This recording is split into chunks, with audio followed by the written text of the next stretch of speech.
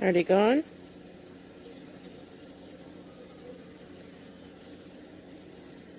Are they gone?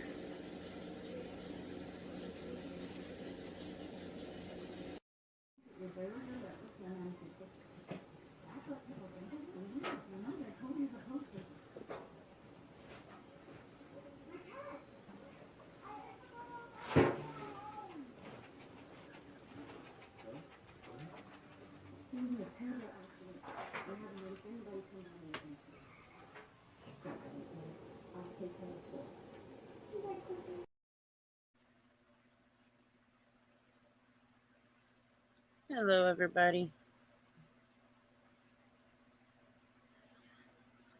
We need to do our third video and discussion. You're welcome to come in, have a fun time in the chat, and let's have our fun.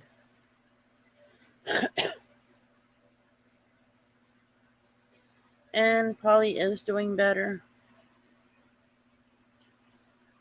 He just got so much energy that it ain't funny anymore. At least he keeps his energy up and wanting to be playful. So yeah.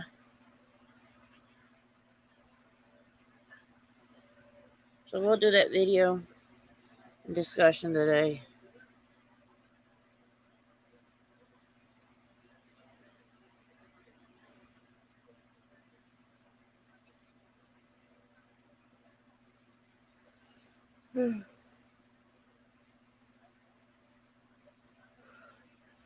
Oh yes. Yeah, I'm already yawning. I know. But it is what it is.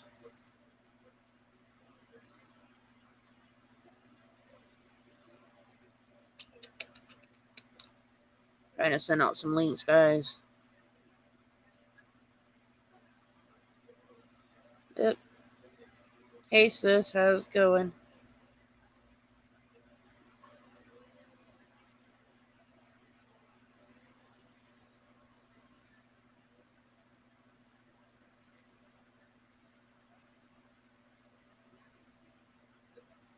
How's it going, sis? Let's see.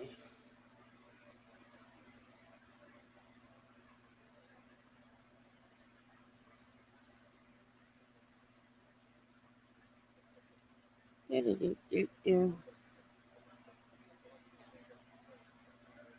And if I don't answer y'all's messages, I'm sorry. That's good to know, sis. At least you're doing good. I got a pain in the ass bugging the shit out of me. But I'd rather it bug the shit out of me than to be sick.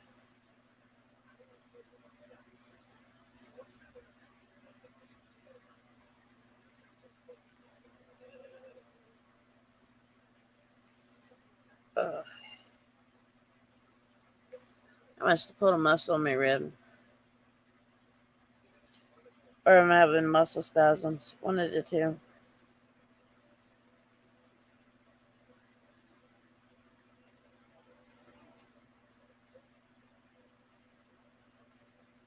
But yeah, we're going to do that video and discussion a little bit. I should wait for more to show up. And actually be our subscribers, actual ones that normally hear.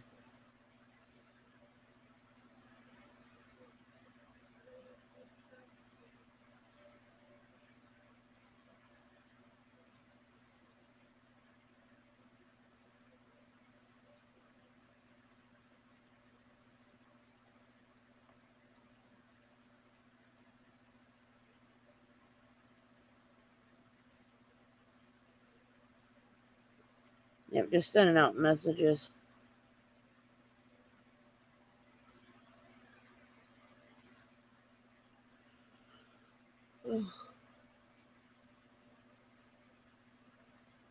Hell, took a nap earlier and hear me yawning like crazy now. Like fuck.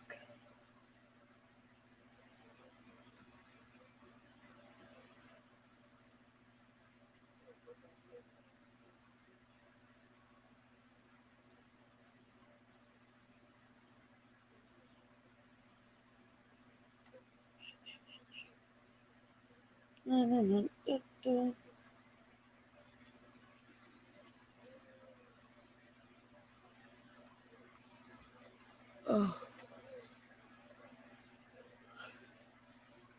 I fucking hate these muscle spasms, I'm telling you. They're driving me crazy.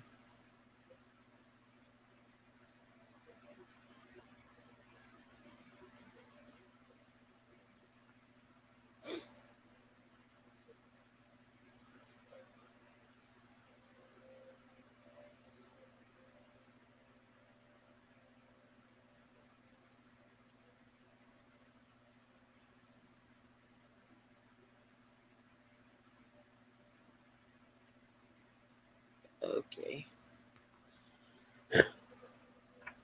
Hopefully I don't hear the fan in the background.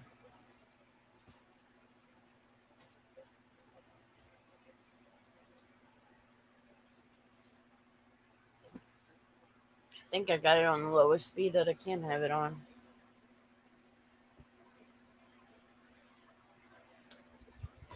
I think. Could be wrong, but I think I have it on the lowest speed there is.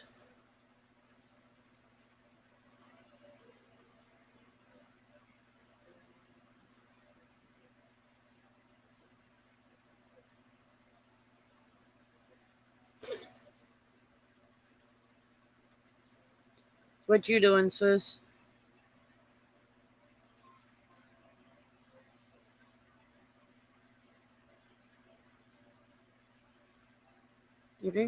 Do.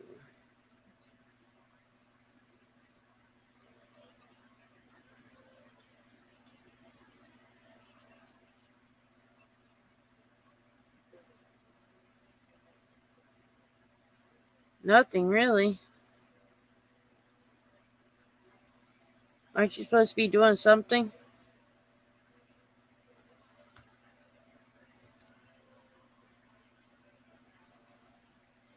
I better put my phone on charge before it goes dead. Oh, I do that all the time.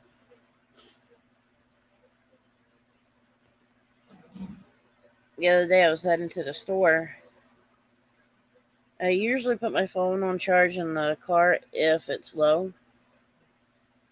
But yesterday I forgot.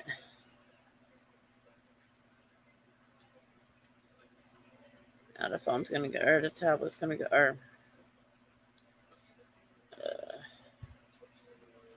there we go. I'm just gonna clear all notifications.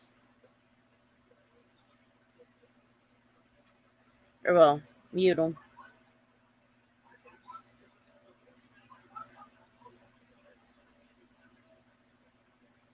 And nose itch. Oh well. Sis, is your skin drying out with this winter or no?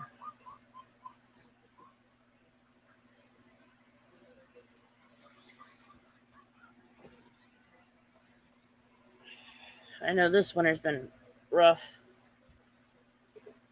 Every winter, mine and mom's skin will dry out.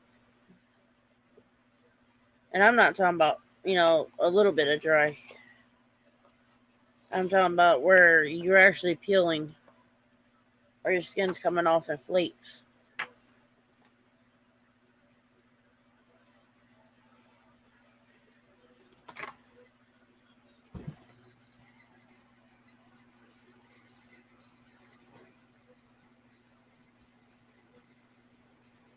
Okay.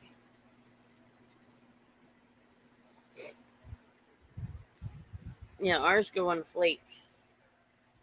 I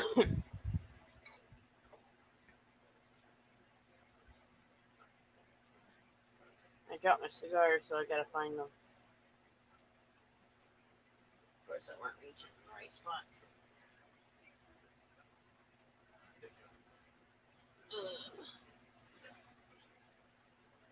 Alrighty.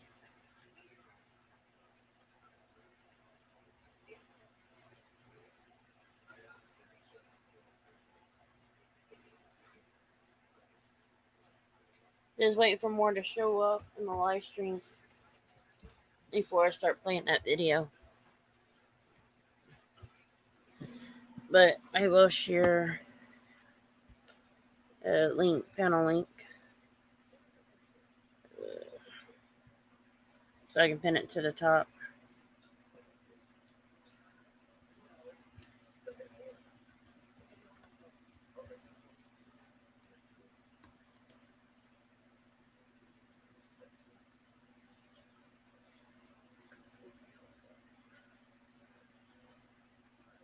There we go.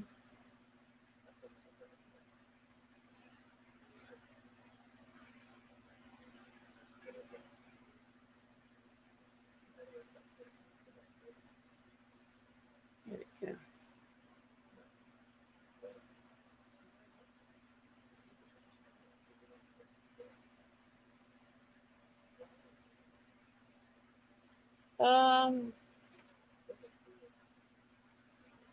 Eucerin is what I use.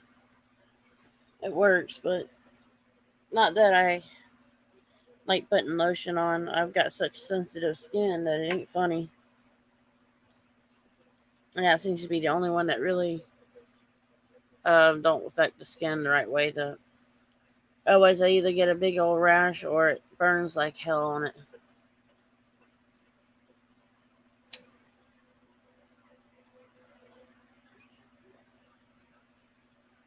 It's better for the babies, yeah, and it works for you.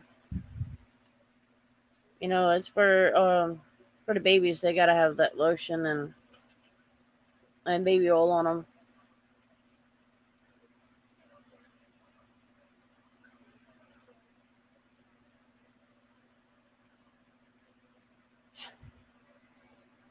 Unless you love the smell. I think I would too, especially if it smells like baby powder or like lavender or something like that, like a sweet smell like that.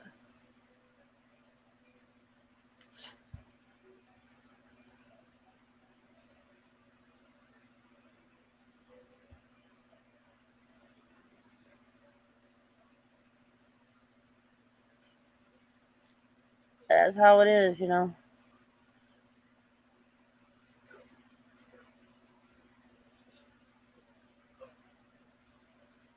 You always have, you know, there's always different things that works for different people. I mean, if my skin wasn't so sensitive, I mean, there's other lotions that'd be better probably.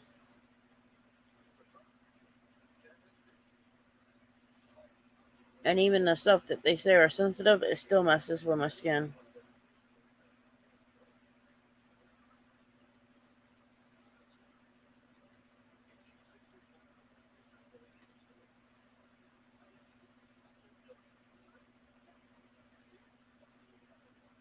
Ugh.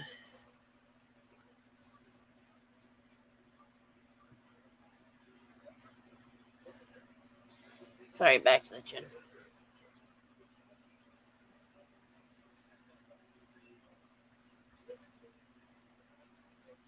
And no, it's been a pretty busy week, especially with Paulie.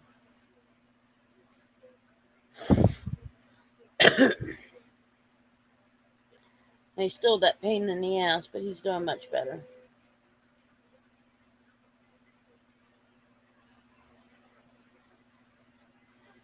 Right now, he's getting him a little treat. He gets several meals a day, little tiny meals.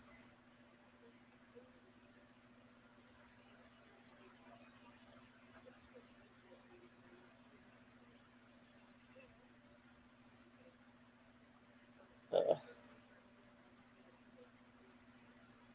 how's the kids?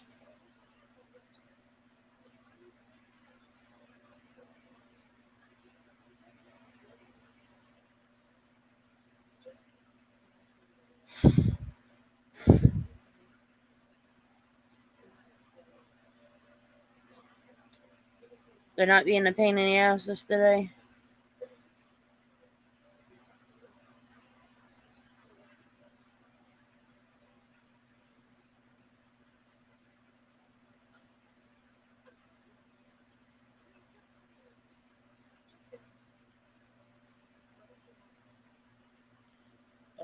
I'm just sending links out as quick as I can.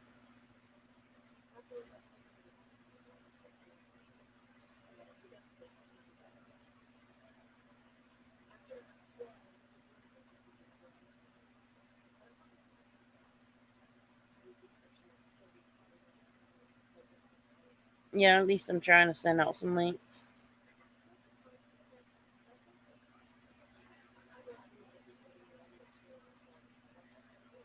Well, at least she has the boys. Hopefully that does her some good, though.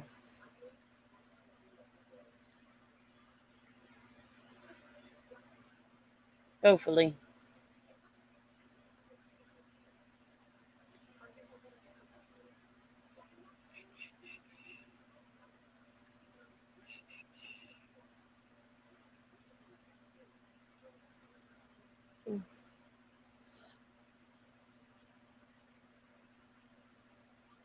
Now, I hope that makes her feel better, at least keep her active.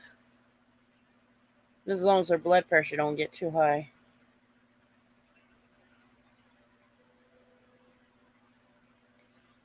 Yeah, I think that would do her some good after she ain't seen him in a while.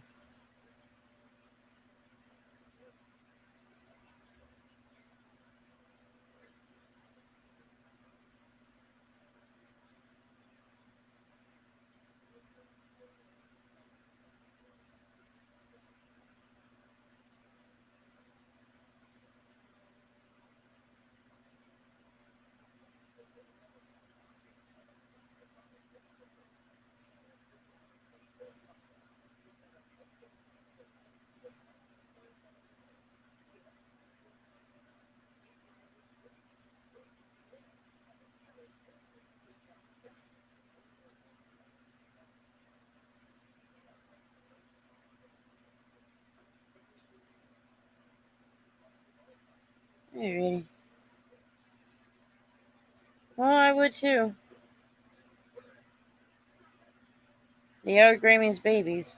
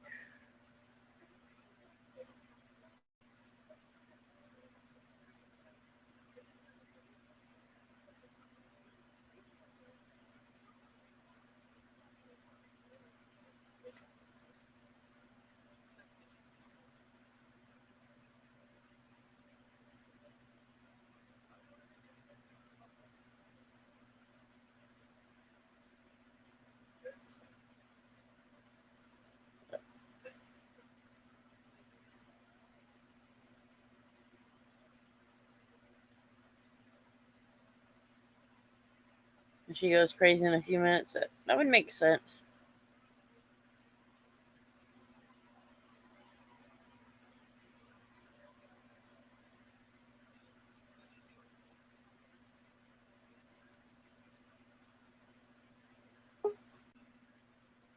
There we go.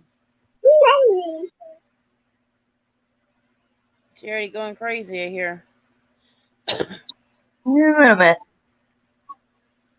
Not that bad. Of course, she's probably having fun playing all by herself, getting Mama's attention. Oh, yeah. She's always up my butt 24/7. Oh. Nah. Hey. Ow. Right now she's climbing all over me. Oh, that's what they do. I know. Benjamin did the same thing. Of course not. I just. Where's Ben? He wants his Grammy. Oh, yeah. That's his favorite person in the world.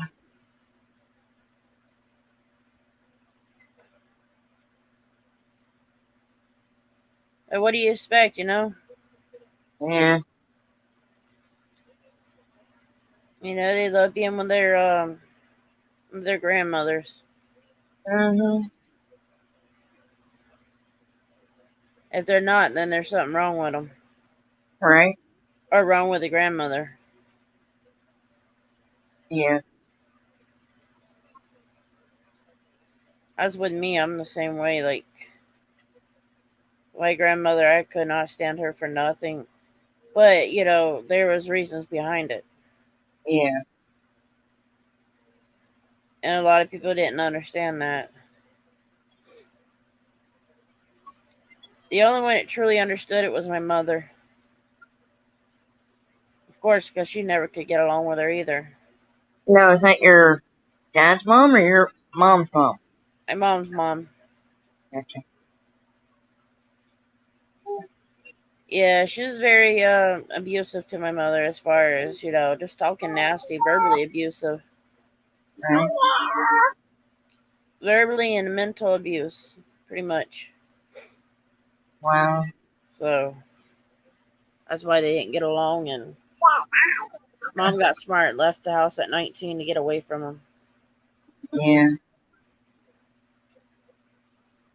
I mean, yeah, she loved her father, but she couldn't stay any longer with her mother. Yeah.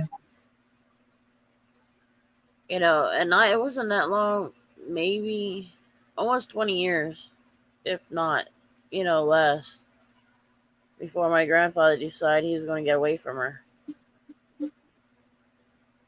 Of course, he had a heart attack, so the doctor said he had no choice to get away from my grandmother.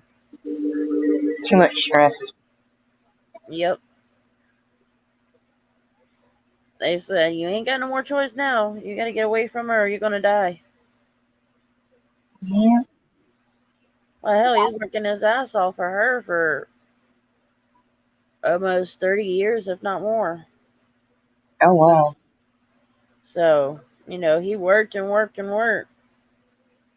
And she pretty much treated everybody like shit. And he did what he could. Yeah. He put up with so much, and then that was it.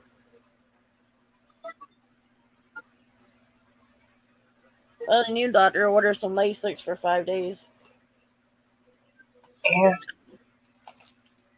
But we'll see what they do after that. I was able to send them some pictures of my leg and my ankle. They go, well, is the medicine working that you're already on your water pill? I was like, if it was working, I wouldn't be that swollen. Right.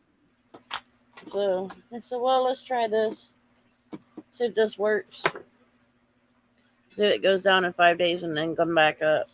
Which I already know it probably will. Because it did it last time, like when I first got this dose increase of my regular water pill. It helped for so long, and then they started swelling up again. Yeah. Can't win for losing. Mm-hmm. So if they probably would have kept on Lasix or prescribed Lasix, the other doctor that I was seeing, it probably would be gone by now and stay gone. But it is what it is. We all have our fun. We all have issues at times. Yeah. Each and every one of us has got some kind of health issue going on. Whether it's food that we eat caused it or the environment, we still have it, or genetics. Yep. My dad was probably on Lasix for a good 20 years. Yeah. Mom. I bet you she don't play for long before she goes to mama.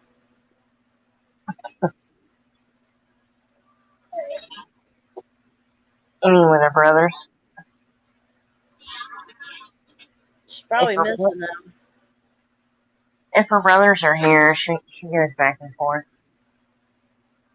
Of course. Mm-hmm. She wants to irritate them and then go to mama so she won't get in trouble. Mm-hmm. Hey, she's smart. Get the boys in trouble and then run to mama. Mm-hmm. Because she'll irritate the boys that come running you because you're going to hear them boys.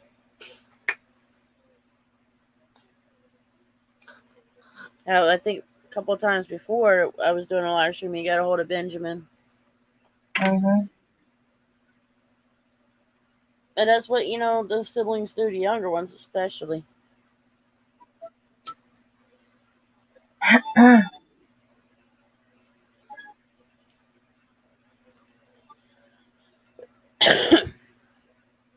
Y'all got any plans for the weekend or no?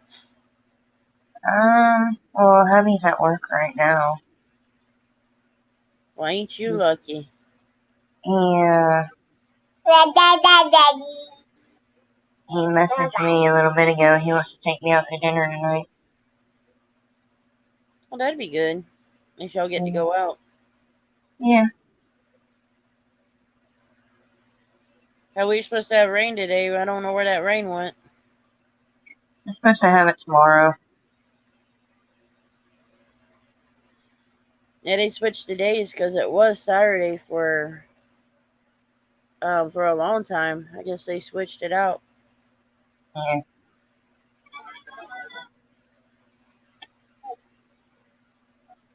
The hell, we're gonna be in the 80s for a couple of days too.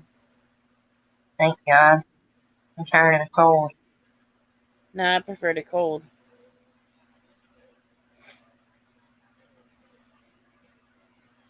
Let's see, hell, right now we're probably in the 70s. Mm-hmm. No, we're actually 81.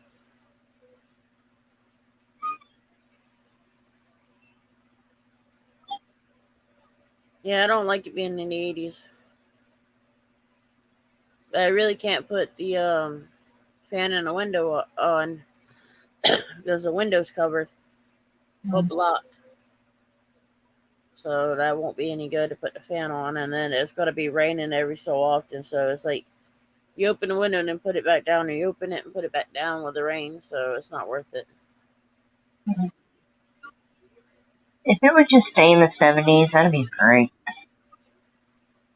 If it stays in the 60s and 50s, it'd be great. I'd be happy then. Yeah, I wouldn't. My body hurts when it's cold. Nah, it don't hurt when it's cold. Oh, shit. That must be only you. No, my sister, she hurts too. Mom hurts. It's bullshit. I'd be lying to you if I weren't hurting. I normally hear through the cold and when the rain starts. That's usually what it is with me. So we just do what we can. Mm-hmm. The way the leg and the shoulder or the leg swollen on the right leg, my knee starts killing me.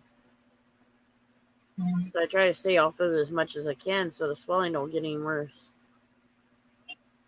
The more active you are, the worse it gets. Mm-hmm.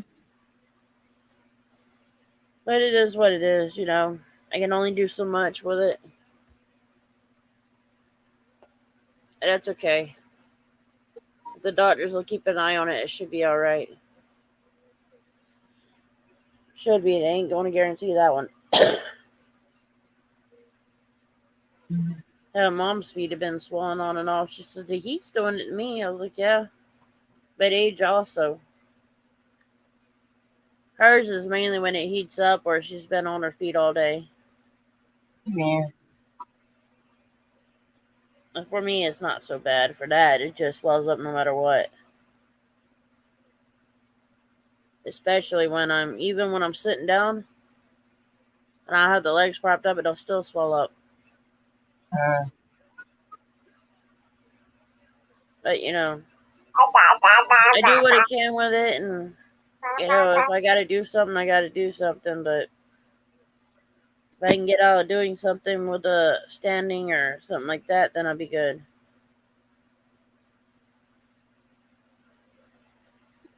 I don't even chase the dogs anymore. Mom's got one. Her pup. He likes doing the run and chase, but I'm not doing that no more. Mm-hmm. Can't do it with the way my legs are. So I just, he'll come and pick at me, and I just kind of pick at him when he gets close, but I don't chase him. Mm. The more I do that, the more my feet will hurt, especially that one foot. It's so Mm. swollen I can barely bend it up forwards. And I can't even really bend it forwards, but I can bend it down a little bit. Yeah. It'll get better eventually. It's like Mom just went and got the laces, or well, she's heading that way to get them. So that way I can take them tomorrow. It's too late today to try taking them. I'll be up all night peeing. I ain't gonna be up all night, I'll tell you that. Mm. Not with that medicine, nope.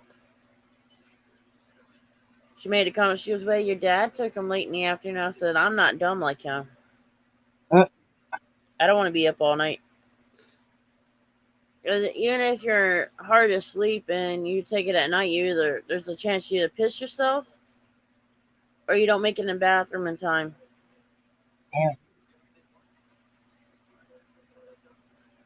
Laces is number one of the water pills that a lot of doctors prefer. They'll start you out on something that's a little bit weaker, and then they'll give you something stronger, and then they go to Lasix. One thing they were concerned with was a blood clot. I said, well, hell, I done had that checked not too long ago. So, if it's that, it showed up in the next, within a few days Mm-hmm. to a month. I don't even think it's been a month since I've had it checked. So they seen the results of it that, it was a negative, no blood clots. But, it's like, well, if you start having pains and you have discoloration to your leg, then, you have to be seen. I said, well, I'll know with this foot being so white if there's any in that foot. It looks like I got freaking um, numbing medication all in my foot. Mm.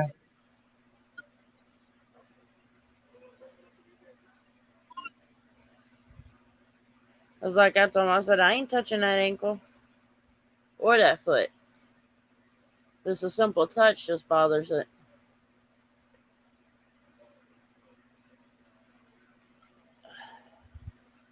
My forehead itches like crazy right now. Damn dry skin, it'll kill you with all the itchiness. Mm.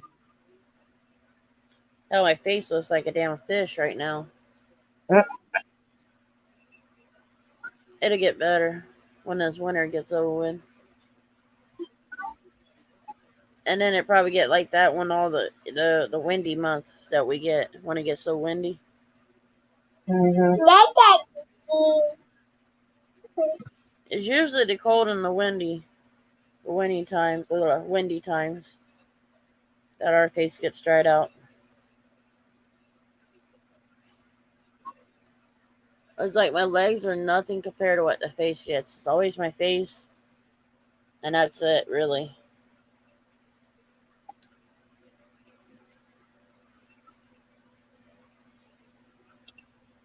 Do-do-do-do-do. Ugh. Oh, yeah. Mama ain't called you yet about the boys? Nope. She's probably spoiling them and taking them wherever she can take them. I don't know. Should load them up on candy and then bring them back to you, or let you come get them and take them home. Shit. She could do that if she would. She's already seen the repercussions of candy. He's like, But you were yeah, kids. the kids. He's like, yeah, I'm not gonna do that to you. Yeah, she had her fun with it. Oh, yeah. I ain't already see Ben running off the wall with it. He's usually not too bad. It's the other one you gotta worry about. Oh, yeah, he is really hyper. And that's what they're supposed to do with candy. If you don't do it with candy, then they can do it with cake and ice cream. Or just give them a bunch of whipped cream.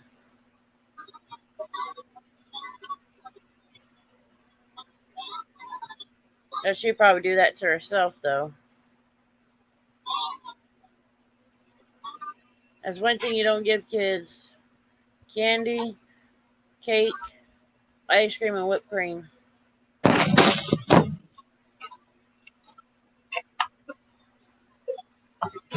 Hi, Jonathan. I'm doing all right today.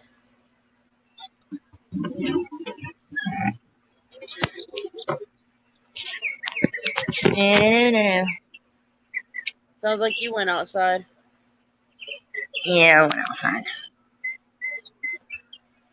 Went out to be with the birds. Yeah, smoke a cigarette. Y'all got chickens around there, right? Somewhere. Somebody had chickens and they let them loose, run free. And then they run all through the properties, and Yep. that's one thing I hate when people do that. It's not only that, but they get on other people's cars and, the whole 9 yards. Yeah, they dig up your yard. Digging up the yard ain't the main problem for me. The shitting on my car. That's the part I hate. Mm.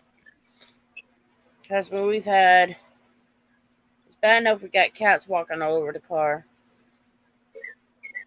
We got fucking chickens that, well, we used to have chickens around here that would shit on the cars and scratch them all up. If it ain't the cats, it's the damn raccoons. Mm. The possums, they stay off of my vehicle, but the raccoons love being on it. I went out there one night because I left my cigarettes out, and I seen the raccoon sitting on top of the car, and I'm like, you gotta get down. I was like, how the fuck am I gonna get this motherfucker off? And I kept trying to shoo it away, it wouldn't go away. I said, fuck it. I got the water hose out and sprayed them. Got them down. Yeah. They actually ran to the neighbor's yard, cat a corner from us. They got them, and the neighbor goes, what the hell? I mean, it went right in front of them. I guess they were outside. Mm. You can't see them because they've got one of them privacy fence up. And it scared the shit out of them. But hell, them damn raccoons, they can crawl over anything and as high as they want. And they're bad as bears. They'll get in trees. And they love garbage.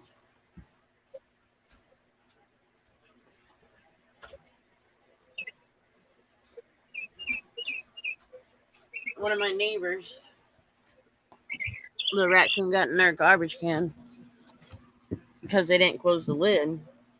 Yeah. And that damn thing had the garbage on top of my car and on top of mom's. And that took me probably about an hour to clean off for the fact of how high they are. Hi, Uncle Paul. Good to see you.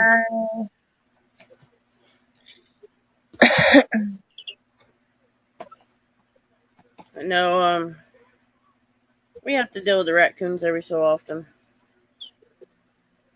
They're not too bad when it's during the winter, but come summertime, they're crazy.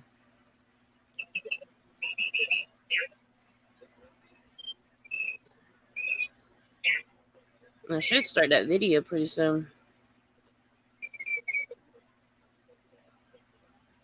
I'm just waiting for more people to show up.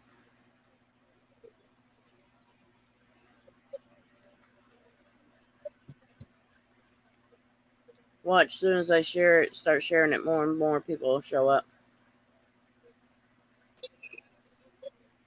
Yeah. That's what they did the last time.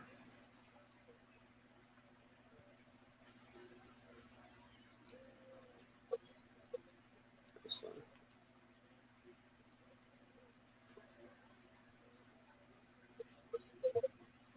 See if I can get it set up.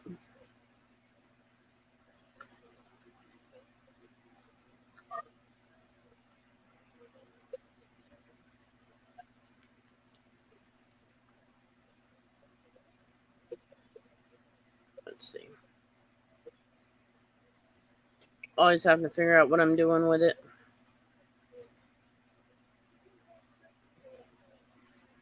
I'm afraid of the fact that the laptop's slow. Hey gang, I'm up in central Wisconsin today on this cold, gray, blustery day. It's quite appropriate. It's just a few days before Halloween. Perfect. And I'm up here in search of the story of a man named Edward Gein. This guy was pure evil.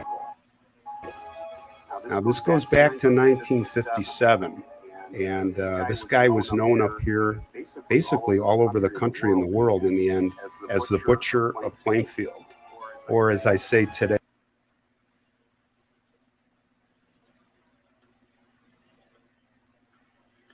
He's being slow. Oh, yeah.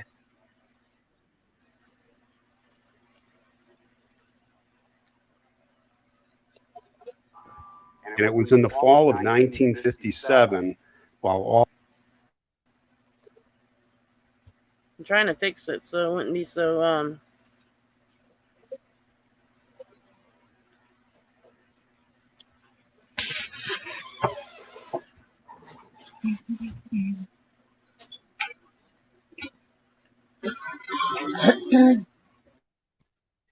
Go to the store, James.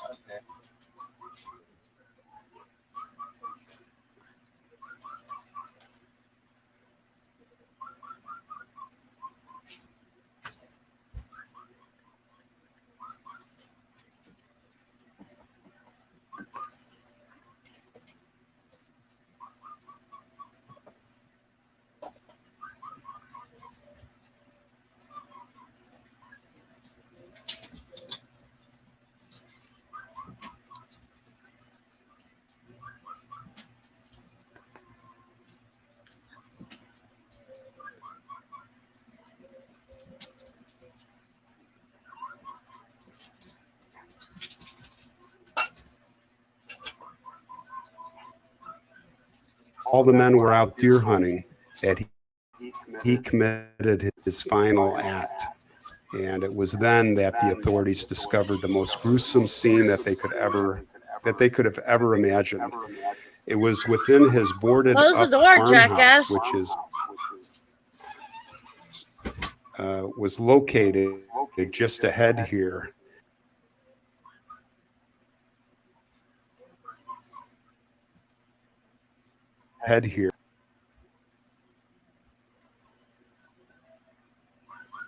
Well, she kicked herself out. Try this again.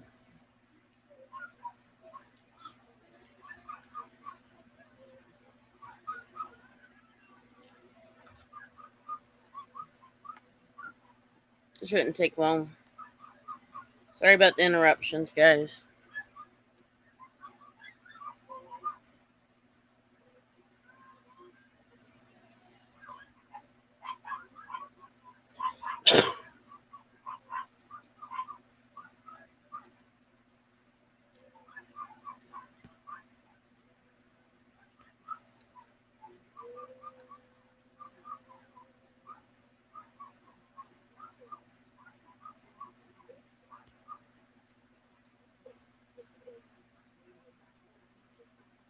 Yeah, guys, sorry about the slowness of it.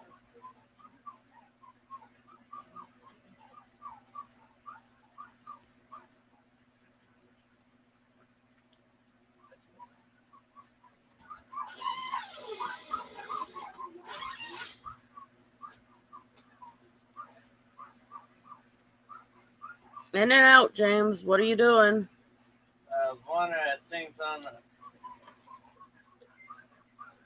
one of those actors that I'd seen before, and I was wondering what the name of the movie was. I don't know. Find it on TV.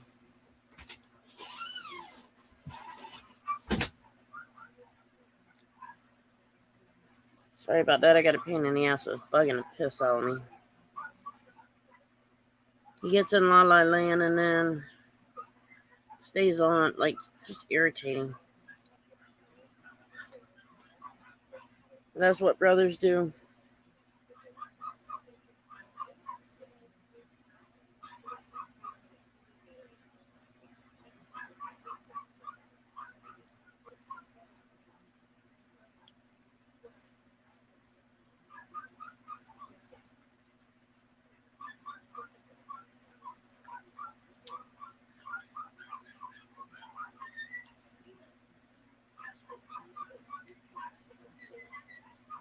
All right.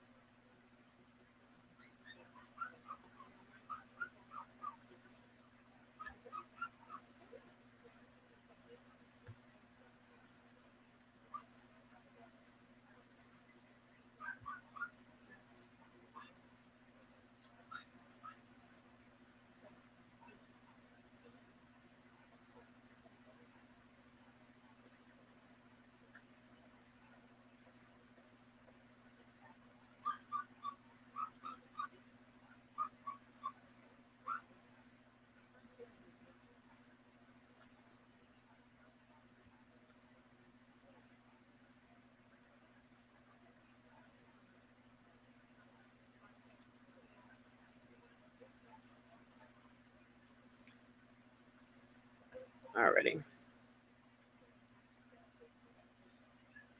Let's try this.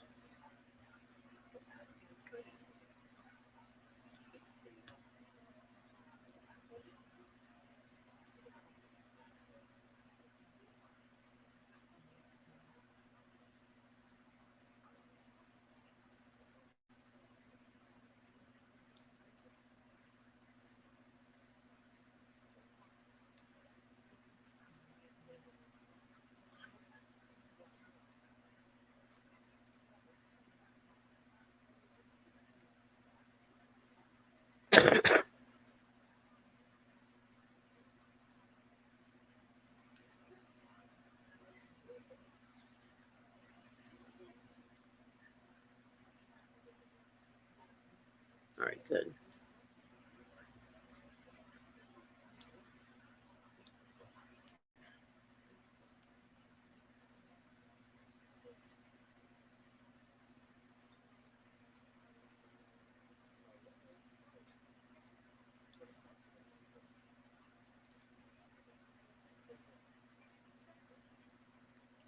Just ahead here that we're heading to, where the exhumed body parts of between 20 to 40 corpses of local women that were stolen from nearby graveyards were found. And you'll see, we'll talk about it. They were fashioned, these bodies were fashioned into trophies and keepsakes and from their bones and skin.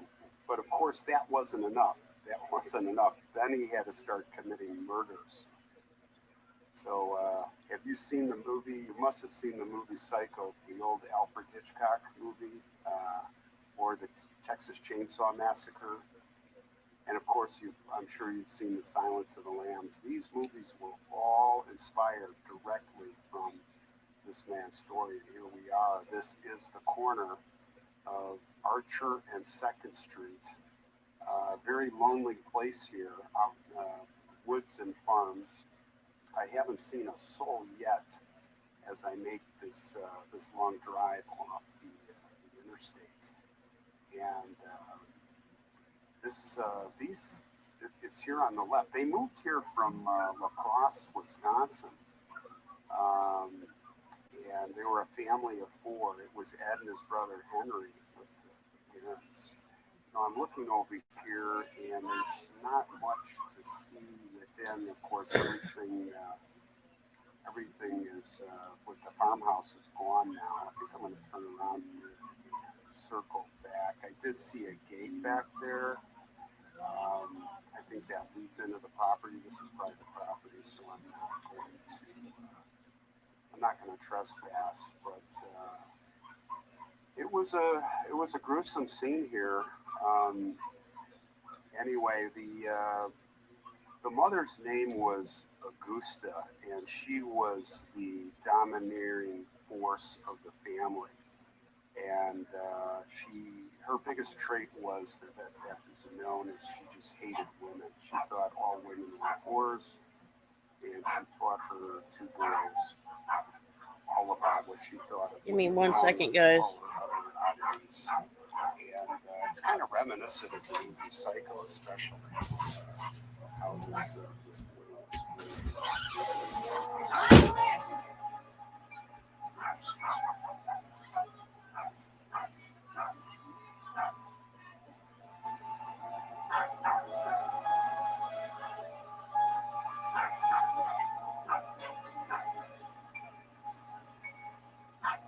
Here is the gate that leads into the property. I'm not sure. It looks like there is a trail, but I was just curious to see. The house burned down. The locals torched it. I see there's a barn there.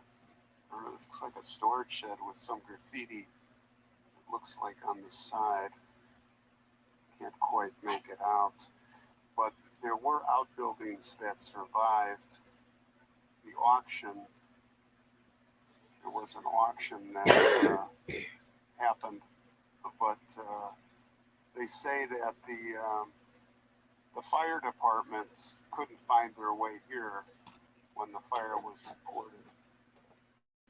Of course, the fire chief was the son of one of the murder victims, so I don't think that was a coincidence. It looks like it says, I can't make it out, and the camera won't focus. Not important. There is some type of shed there. I don't know if that's original or not.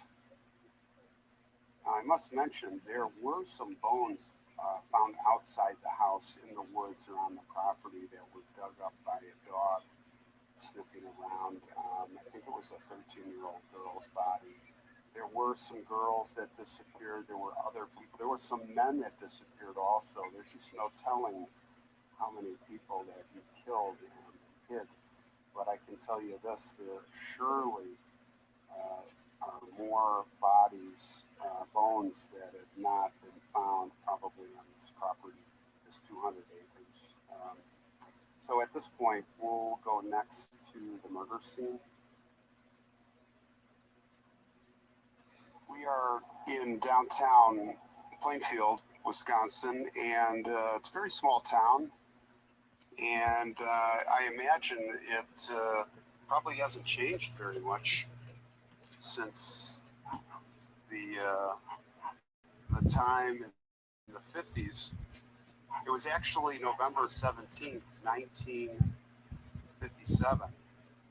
It's the fateful day that Edward Gein came to town, as he did so often, to the hardware store. And here it is. It's right here. Almost passed it right up. And he, this is it. This is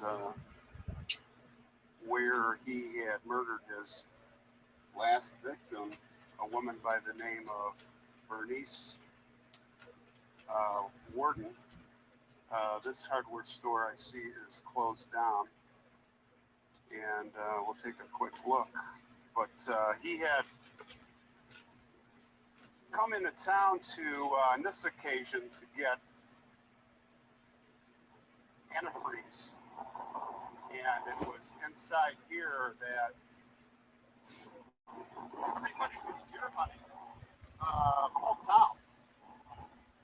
And he came in here, and while she was busy doing the antifreeze, and I'm not sure if it matters, I'm sure things are different, but right in there, he apparently took a rifle off the wall. He had a bullet in his pocket, and he shot her in the head. No one was around. Like I said, everyone was deer hunting. And then he dragged her out the back here. Of course, it was all covered in snow at the time. And he loaded her right in his, I don't know if he had a car or a truck.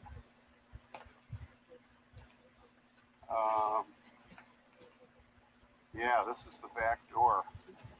I'm sure that's where he dragged her out in the snow. And he drove off and took her back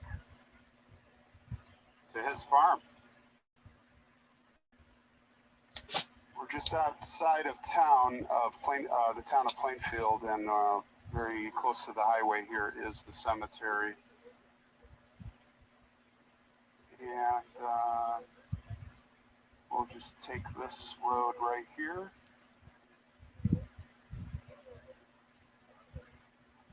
All right, we're in.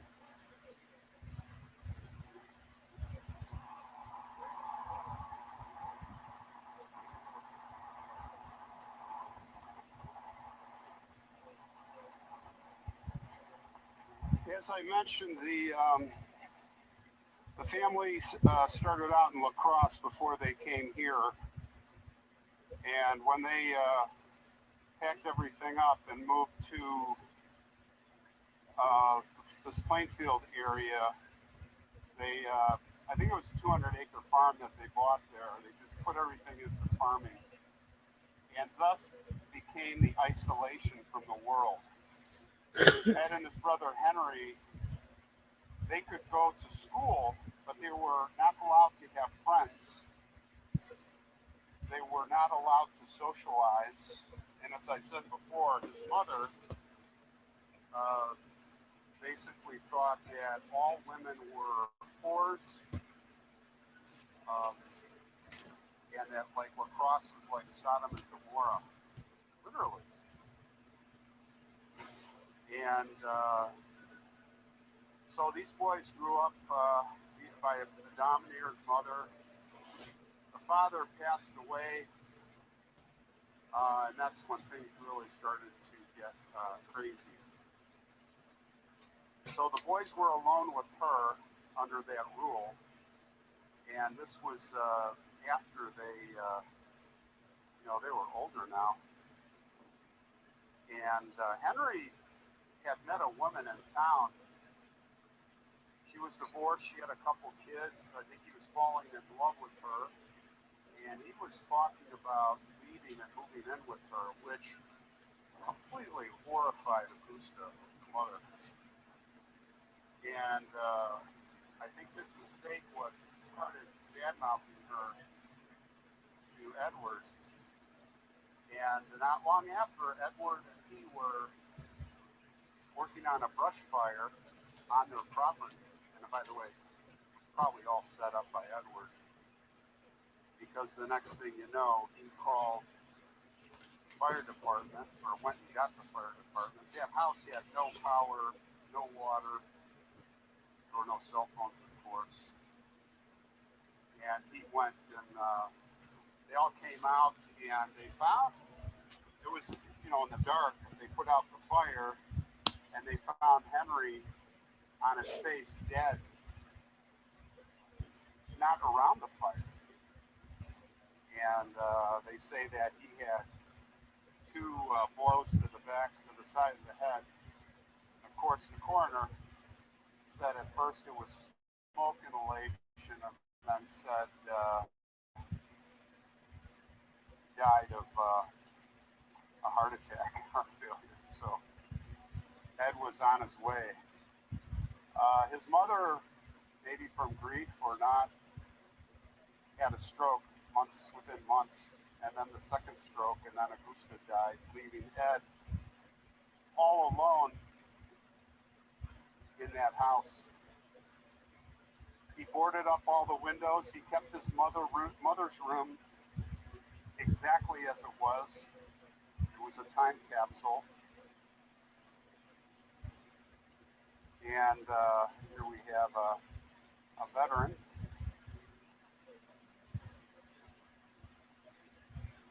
Merle K. Hansen, Corporal U.S. Army in Korea.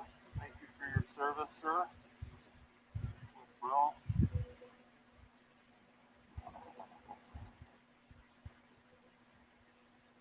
Bonnie J. Garrigan. Died pretty young.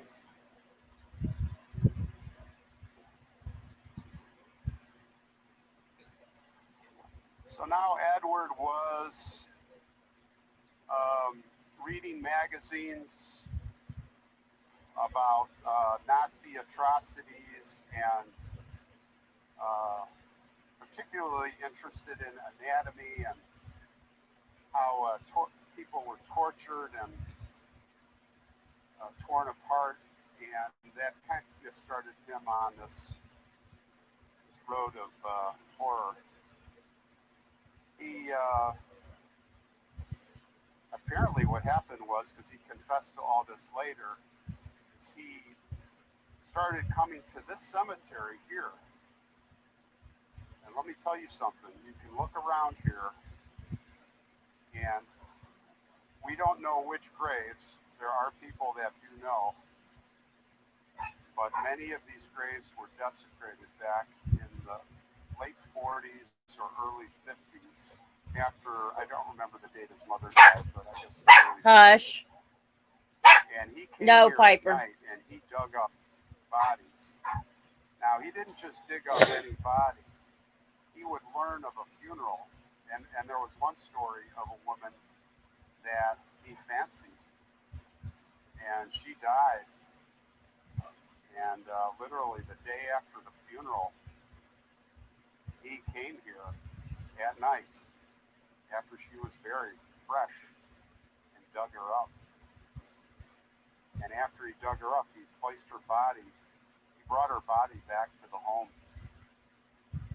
and basically dissected her, and who knows what else. We'll talk about some of the things that were found in the aftermath. So many of these graves here of these middle-aged women or young women, the bodies they're empty coffins. Just unbelievable. When he couldn't find he went to other cemeteries too, by the way, in central Wisconsin here. But when he ran out of bodies, he actually went to this roadhouse and shot and killed a woman named Mary Hogan. Mary Hogan was a bawdy, heavy-set, very outgoing, big personality. She would tell dirty jokes, and he went in there at the right time. And usually this stuff would happen in fall when you do this stuff. And shot and killed her. That was the first. And brought her back and took her apart. Did God knows what else. And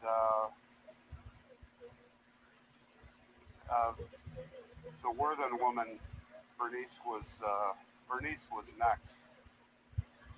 And it was Bernice who, what happened was he, like I said, he went in the store and killed her, dragged her body out. But it was her son at the deer hunt. He came back, and everybody's like, "Why is the hardware store closed?" And finally, her son went in there, and he saw the blood on the floor, and the place was a mess. And then he looked in the accounts book, and it said, Eddie Gein, antifreeze. So he immediately went to the sheriff and said, hey, we got to go check it out. So sheriff went with his deputy. And again, this is pretty gruesome stuff, guys. Still watching, haven't turned it off yet. Now's your last chance, because I'm going to be, I have included and will be including pictures here. They went in the barn, they broke in the door, and that's where they found Bernice Warden. And this is Bernice's family plot. Bernice is right here. She died, 1957. That's when this whole thing blew apart. Bernice was the one murder that where Ed got caught. God rest your soul, Bernice. They went to the in the barn. There was no lights. They had their flashlights, and all of a sudden, the sheriff bumped into something. Something bumped into his shoulder. He shined the light on it, and it was Bernice's body hung, as I had described it, upside down, slit from gut to chest like a deer being gutted, decapitated. They found her head in the house. It was just a absolute gruesome scene. Of course, after that, they just started. They just went to the house and they just started opening everything up and found a list of things that I'm going to describe that are almost indescribable. The graves are over here. All four of them. Mother, father, and the two brothers. They say that Edward's body may actually not be here, but there was testimony from the gravekeeper that they buried him at 4 p.m. So a lot of these legends are myths. But anyway, here is George the father. George died in 1940. The infamous mother, Augusta, who probably was responsible for all this in her teaching ways. This is where Edward is. There's no gravestone. The gravestone was stolen. First it was chipped away, which, again, look at this. Here's Mother. She's kind of infamous. And you can just see where people have selfishly desecrated this monument, chipping away for their own morbidity, if that's a word. It's rather disgusting. But Edward, his stone, 150-pound stone was stolen by some creep. And then they were looking on eBay to see if it would turn up. I think this is the year 2000 or somewhere around this. Turned up a year later in Seattle. Some guy named Shane Bugbee, who was running a touring concert type tour called White Man's something, like White Man's Revenge or something. And he claimed that it was just a replica. Well, they took it and they determined it was his actual gravestone. He was kind of a pervert. I'll show you a picture of him, and he got that back. But they didn't put it back. They've got it in they had it in the police department basement. I think it's in the museum's basement. And then we have Henry, the poor brother, who was probably murdered by Edward.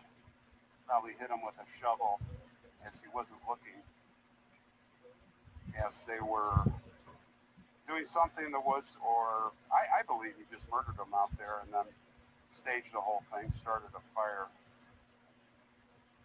Maybe not. I mean, it was before the mother died, so she would have to have known there was a brush fire. But anyway, I'm sure he murdered them. So this is where there's like an indentation, like a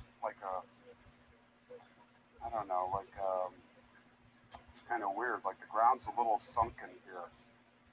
It's kind of evil.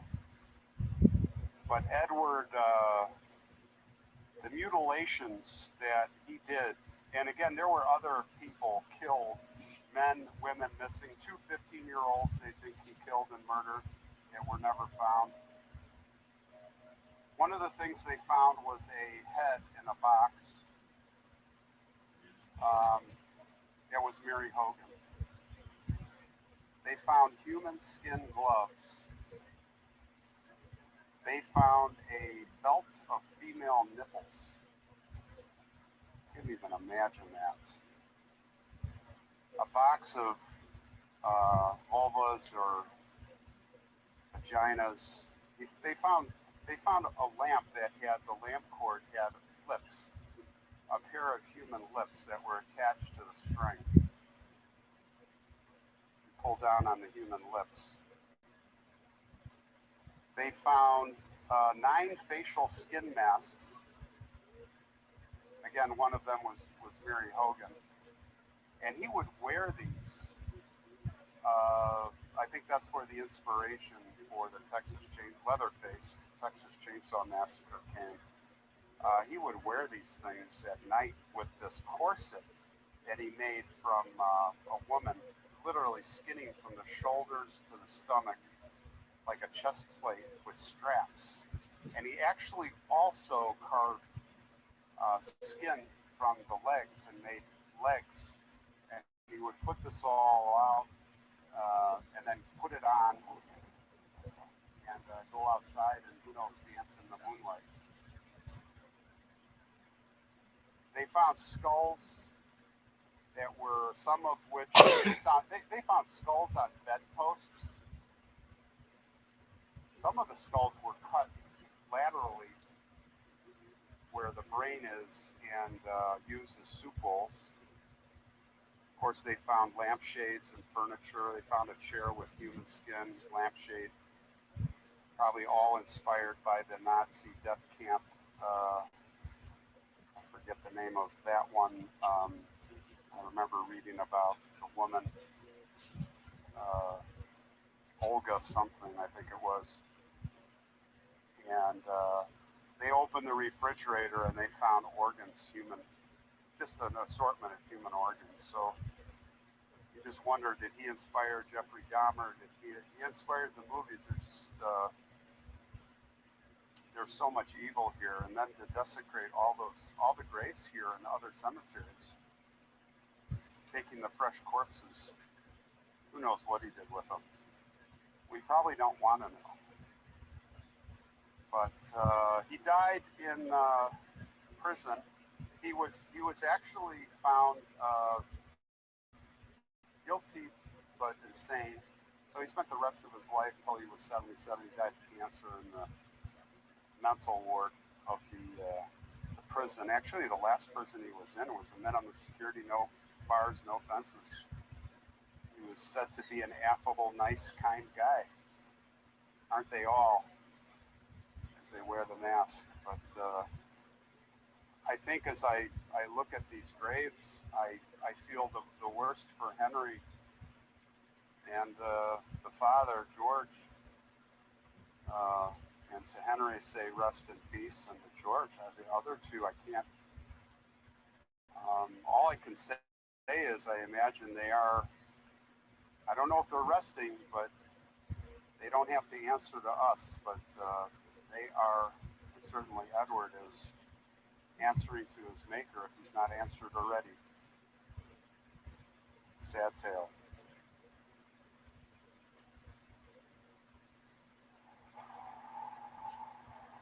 I'm inserting this. I did a quick circle back. And ironically, right next to these graves here of the Gein family, we have one of the women who was exhumed by Edward Gein, and that is Eleanor M. Adams, who was born in 1898 in November, and she passed away August 26th, 1951, and presumably on August 28th or 29th of 1951, Edward came here at night and exhumed her body. Of course, at the time, she was buried for just a couple of days, so who would know? All the dirt here was fresh, dug up, put back. They did come back and exhume this grave of Eleanor, and they did find an empty coffin. So this has been confirmed. The police released two names. The other is Everson. And again, I find it amazing that they Mabel Everson is located literally 50 feet away. Those graves obviously were not here. Well, wait a minute. They were here. The mother and the father. So Ed was here at night while his mom and dad were both buried, and his brother. They were all three here. Think about it. And he was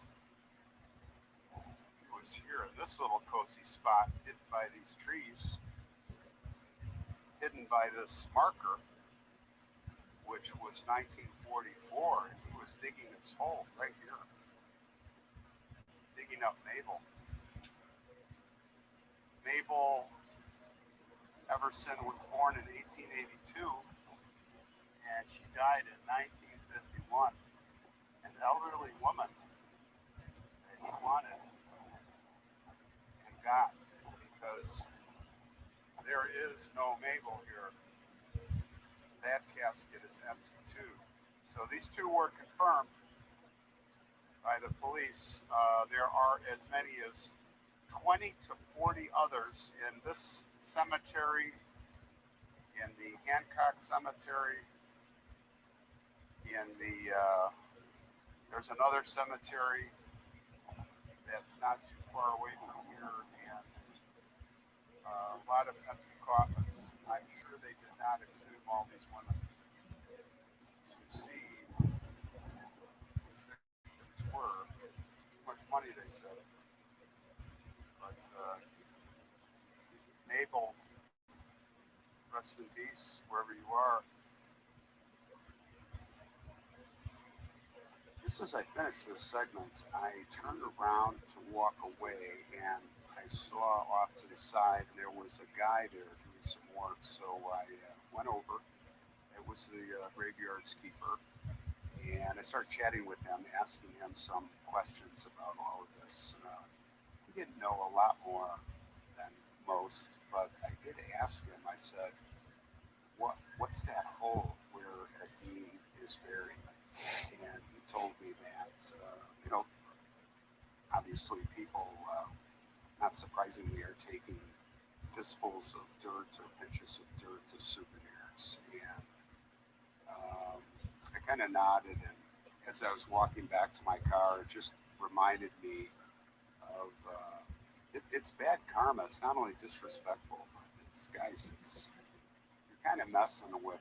I'm not a huge paranormal guy, but call it karma or spiritual or whatever. But I had a bad experience about 20 years ago. I was the very first video that I did on the Bohemian National Cemetery. I was there. I was in the area, and I had some time to kill, so I was there. And on the north side of that cemetery, I'll never forget. I was walking, just looking at the enamel pictures, the porcelain pictures of different people, and I saw it looked like it was a brand new Ouija board. with that piece you put your fingers on, right behind a gravestone. I wondered why it was there, but not thinking twice, I grabbed it. I was like, oh, this is cool. And I bet maybe some teenagers were there at night, maybe they were playing it, but why did they, later I thought, after some stuff happened, why did they leave it? Well, it wasn't 2 or 3 days later, I think it was 3 days later, I got into a fender bender. And then about a week later, I got into a parking lot, a pretty good car accident. So when I went to pick the car up from the body shop about 2 weeks later, I'll never forget, it was on the north side of Chicago, near Clybourne Avenue in Webster. And I was pulling out, I was 2 blocks out of that or that body shop, and I got broadsided by a car going about 40 miles. It was a van, about 40 miles per hour, a white van. And thank God it was on the passenger side. It came from the right. Otherwise, I might not be here. A lot of other bad things were happening, and I wasn't sure, but I burned that Ouija board, and things kind of flattened out after that. I don't know if it's coincidence, but I'm just telling you, don't chip at gravestones. Don't bring that stuff. Don't bring that stuff home. There's no upside to it. I will tell you another story like this where relates to The Exorcist, the movie, and this was when I first started my firm 27 years ago. I had gotten a new client out in Itasca, Illinois, on the west side of the suburbs, and the name of that client was Alexian Brothers. They were a hospital, and the woman Penny, the facility manager, we got to talking, and I don't know how the subject came up, but we started talking about The Exorcist, and she said, "I don't know if you know this, but that's all based on a true story." I said, "Yeah, I kind of heard that." And she said, "Well, I don't know if you know this, but it was the Alexian Brothers who one of the priests, Father Felix, performed that. He's a Jesuit priest." And she started telling me about Alexian. I thought Alexian Brothers were like 5 Italian brothers that started the hospital. The Alexian Brothers go back to the medieval times, the plague in Europe, and they were involved in a lot of stuff. And so it turns out that exorcist story was not a girl, it was a boy, a young boy. And he had actually accessed that demon from a Ouija board, from his aunt, who he was very close to. She passed away, and he continued on with it and opened that door. Well, anyway, Penny said they had an archive. There, not for the public. It was a closed room, closed archives.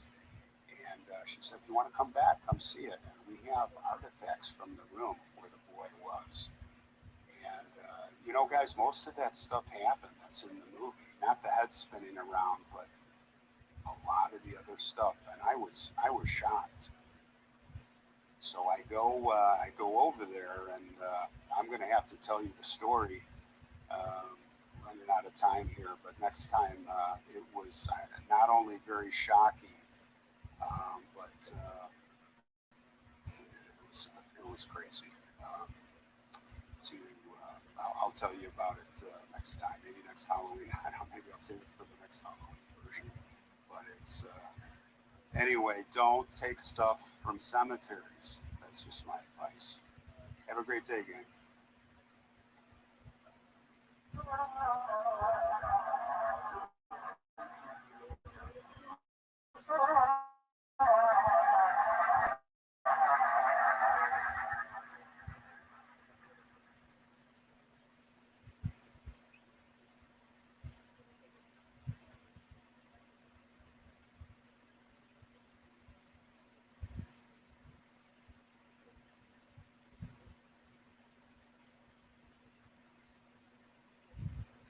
Okay.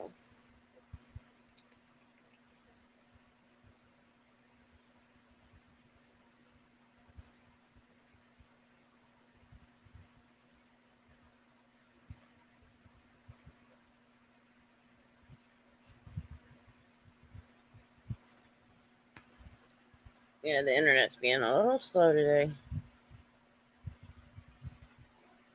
Where's the laptop?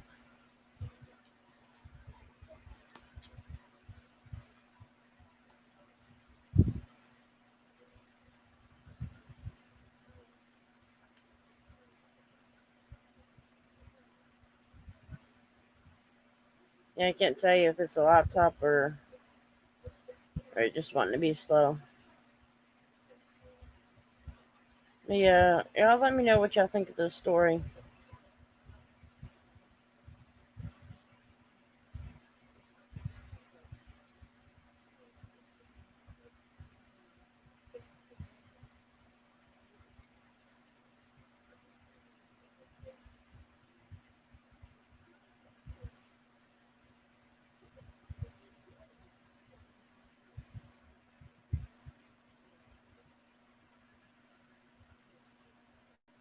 Come on, guys. Good Lord.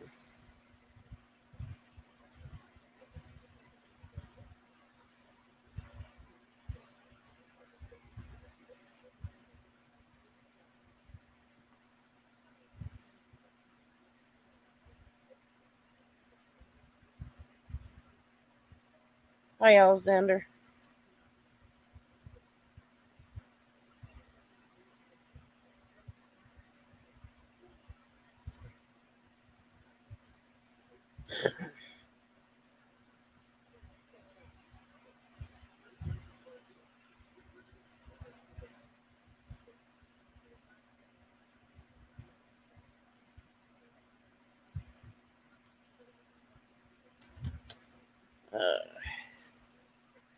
Laptop wanting to be slow.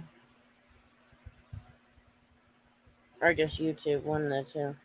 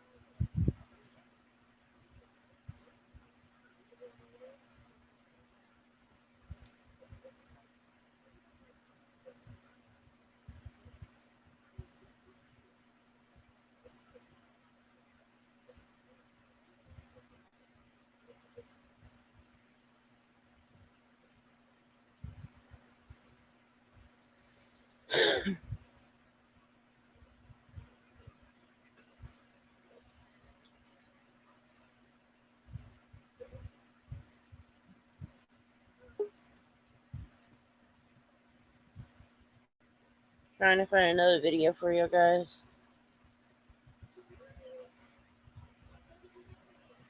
So right now, if anybody's in the chats, I cannot see the screen. I'm looking on YouTube for another video.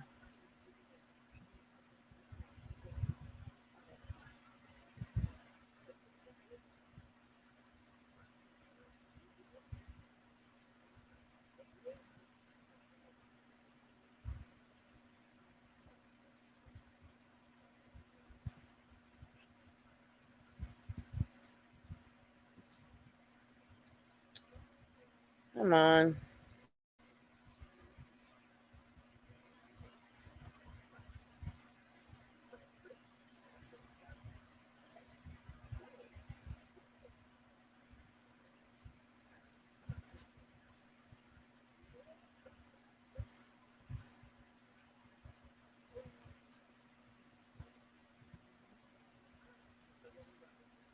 Yeah, the laptop's being a little slow.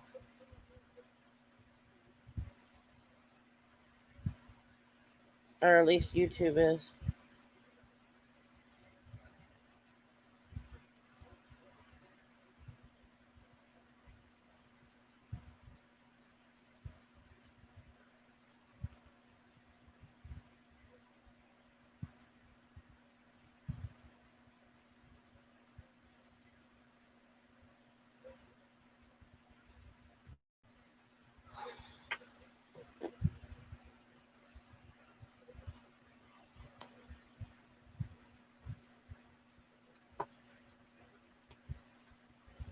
I'm working on it. I'm trying to get some videos up and then I'll check.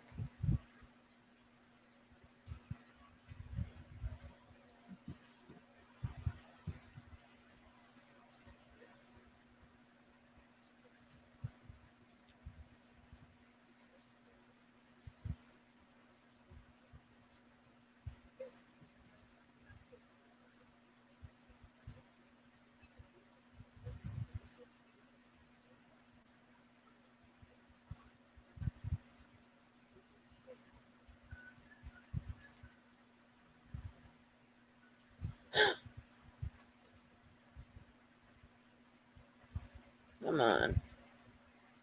You're being so fucking slow.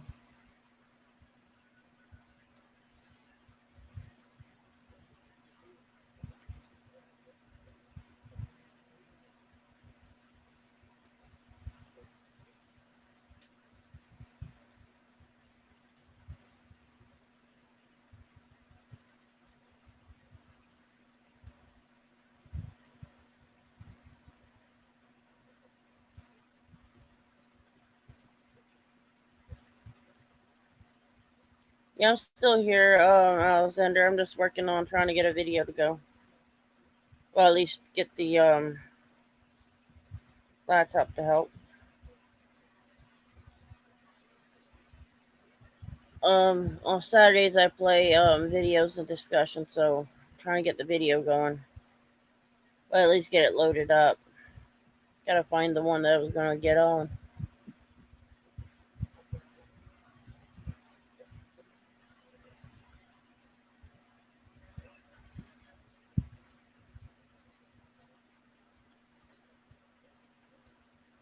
Hey, Salty.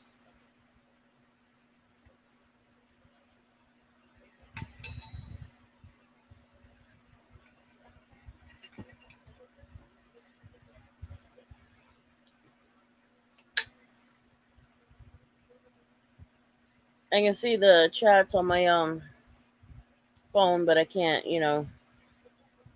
see the StreamYard screen yet.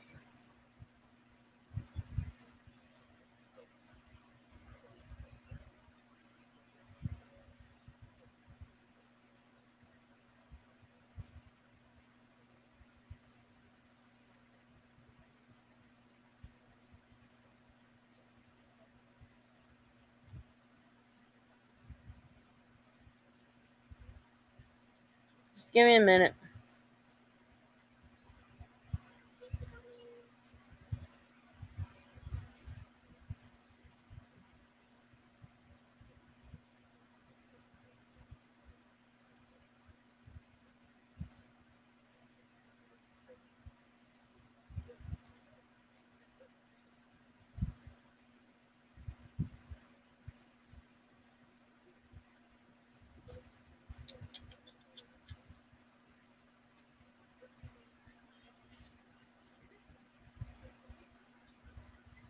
You're gonna have to wait because I'm trying to do find the video.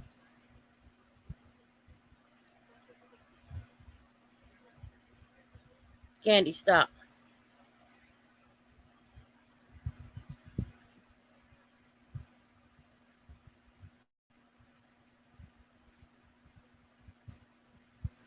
No, that's not what I want.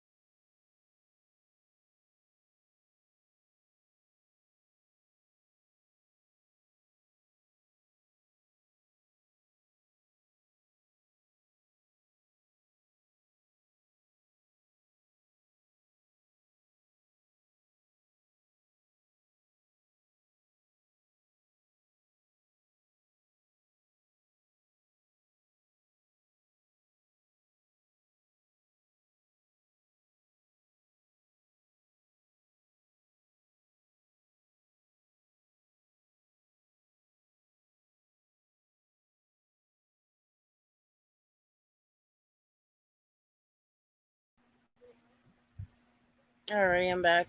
Show your face, Alexander. Salty, flick a bird.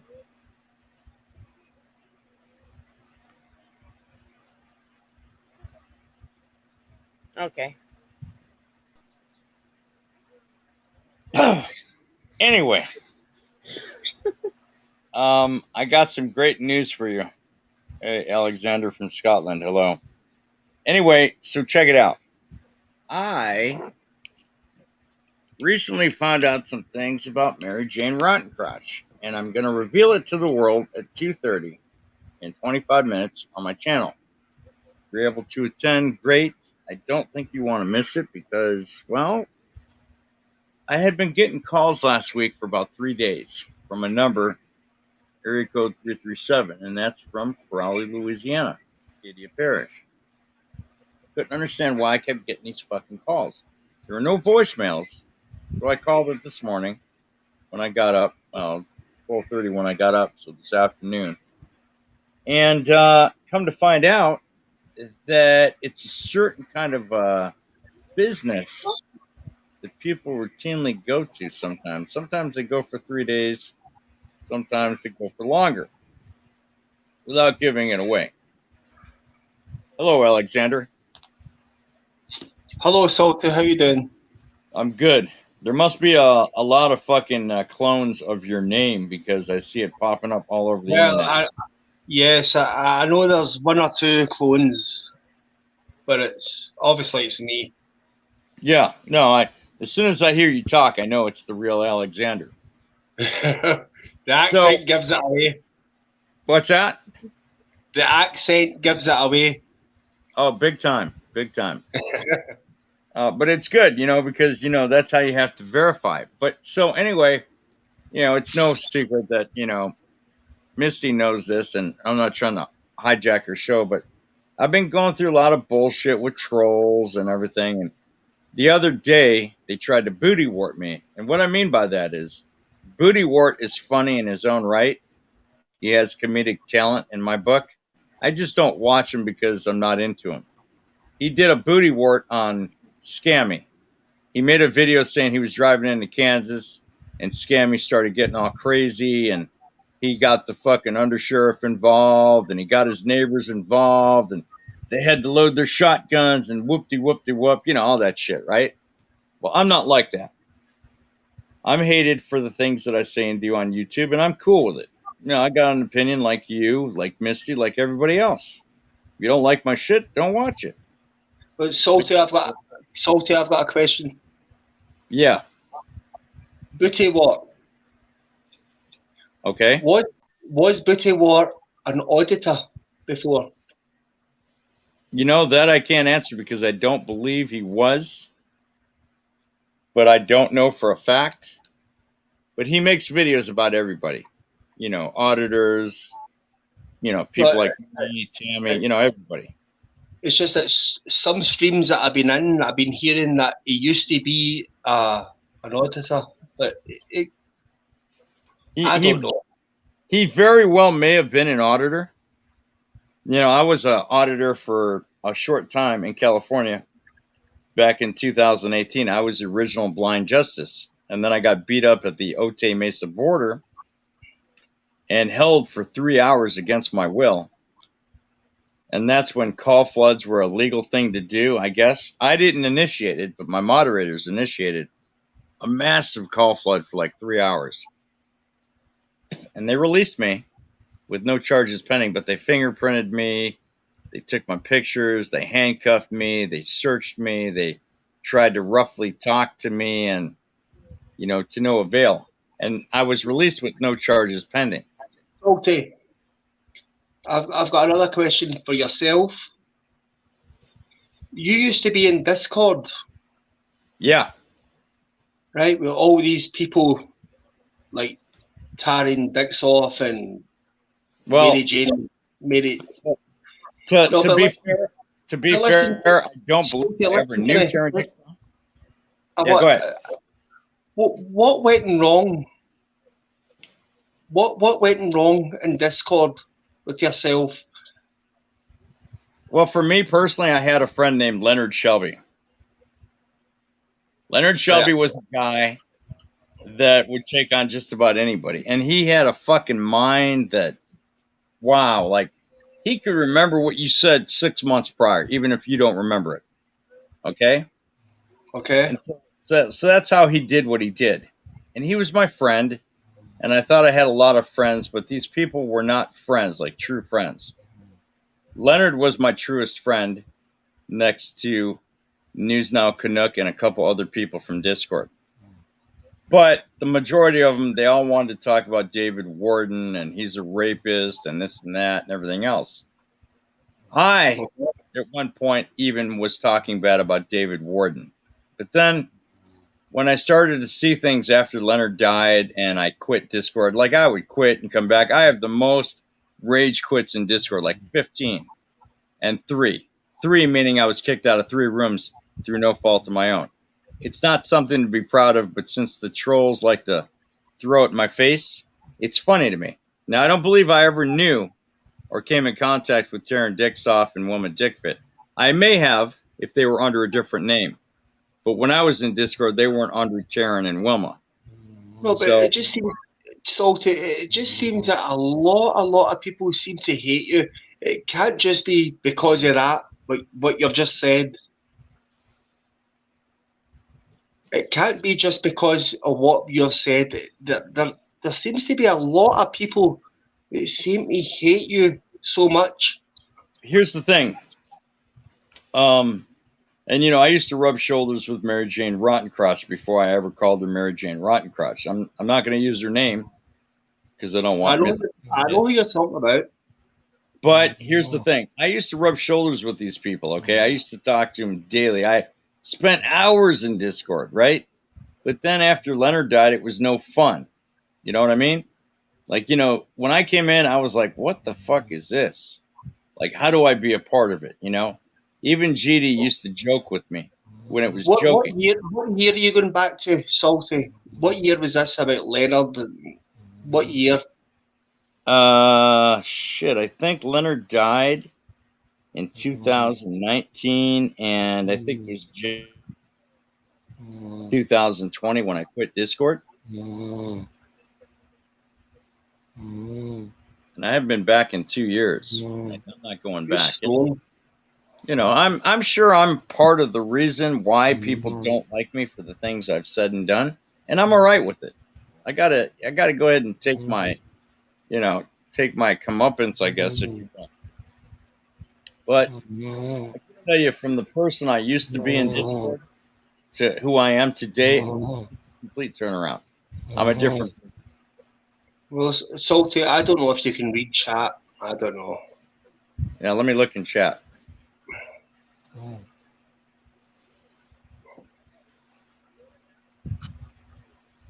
No, that's wrong. But, I don't have to argue with I Could Be. Look, in my opinion, I Could Be is a 3-time loser. Failed marriage, failed cop, failed NASCAR worker. But, again, that's a dispute between me and I Could Be. But, here's the thing. I didn't like I Could Be when I was in Discord, and I told him so much to his voice. I told him why I didn't like him. And I still don't like him. And you know what? When I Could Be says I have 0 content and I say no content, that's one and the same. But I want to ask you, what kind of content does I Could Be have? He doesn't make videos.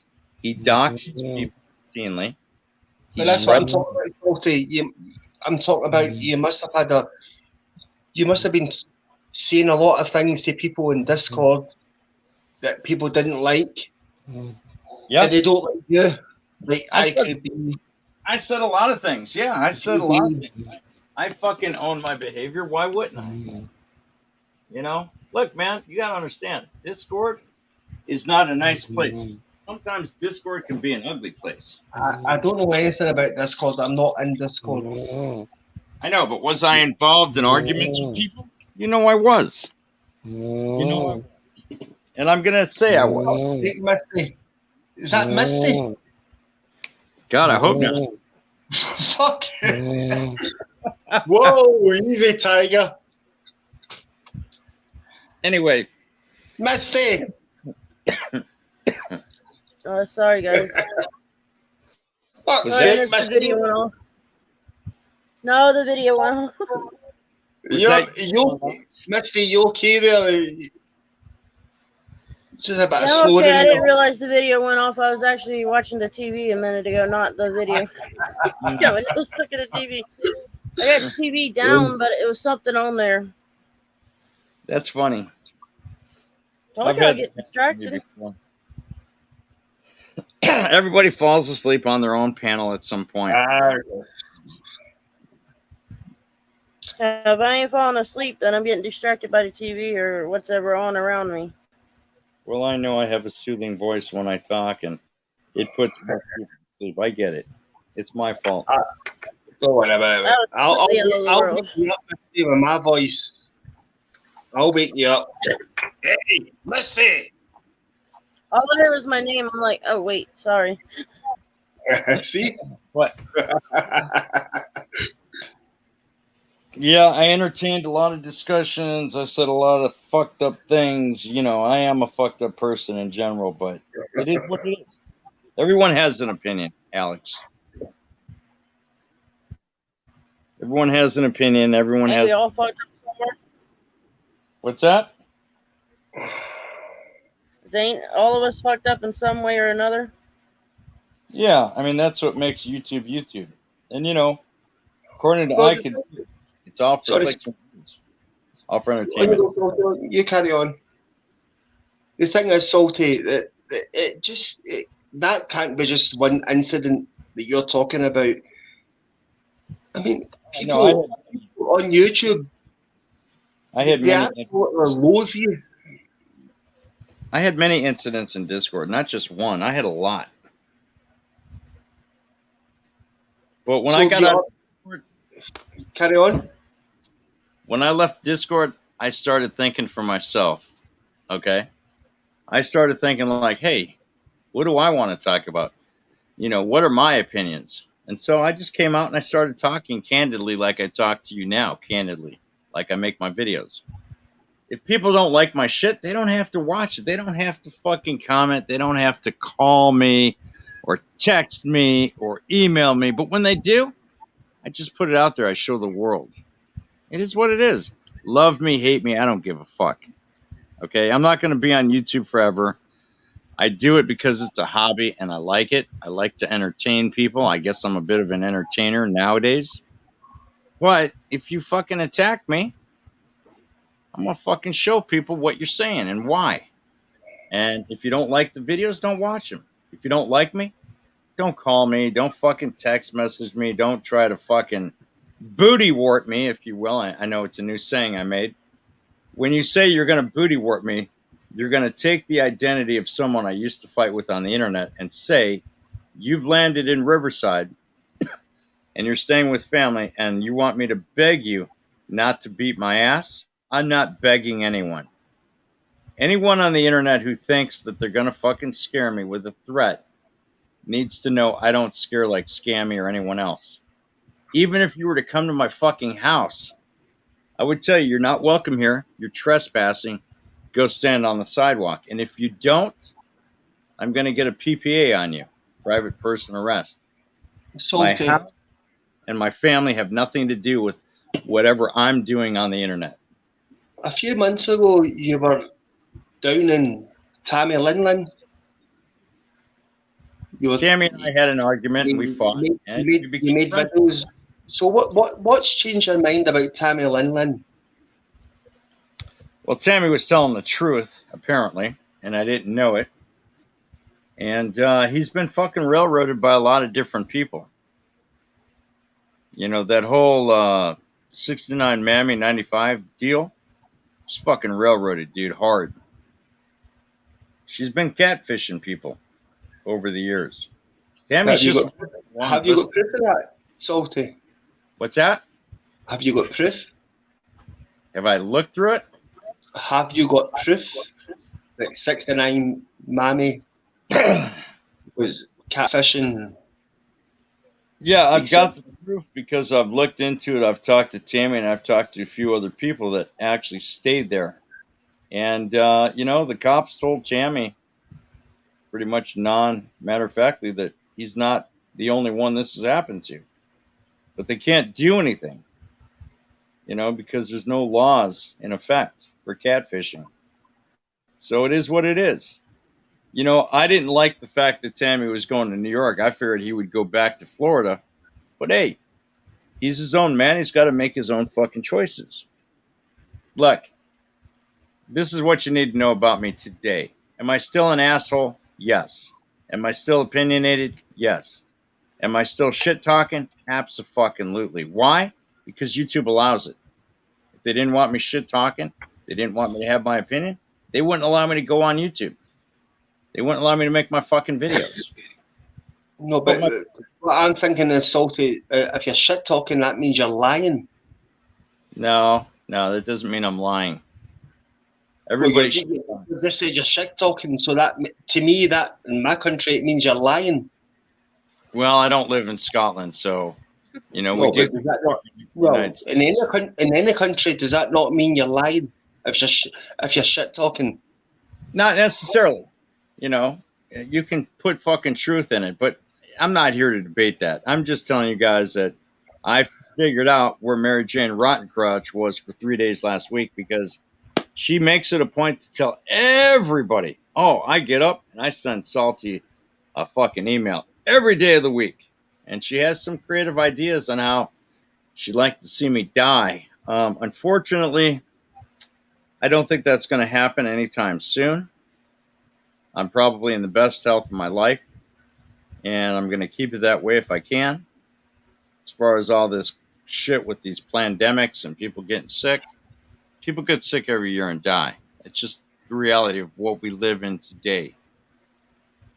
And if I come down with it and die, then, I guess the fucking world will unite, at least Discord anyway. So what was it you said to Tammy to change his mind about you? I apologized to Tammy. I told him I was wrong.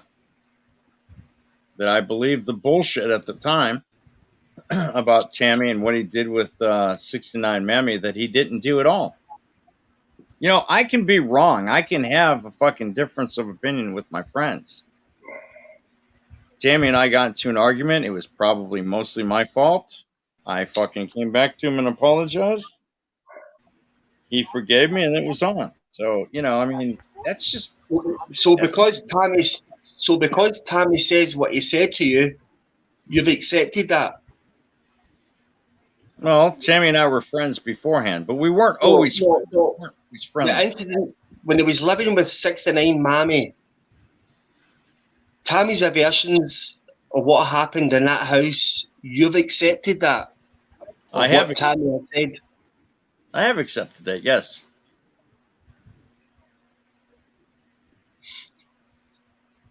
I can't just tell everybody, fuck you, you're a liar. People fucking get in situations all the time. So that's saying, Salty, what makes you believe Tammy to 69 Mammy? And Mammy's versions of what happened in that house? Because Mammy, there's certain things Mammy said and done haven't rang true.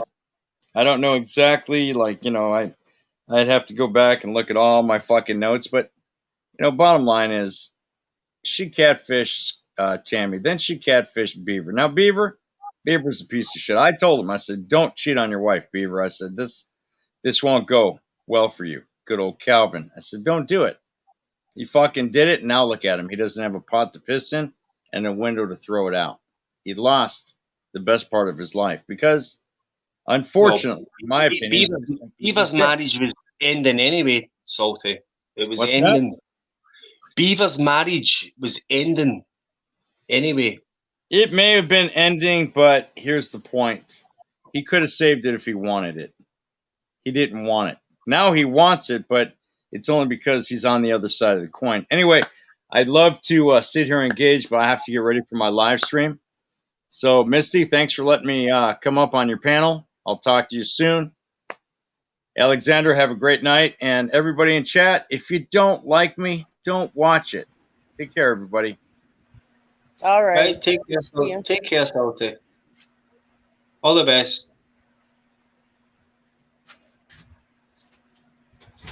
So how's it going, Alexander?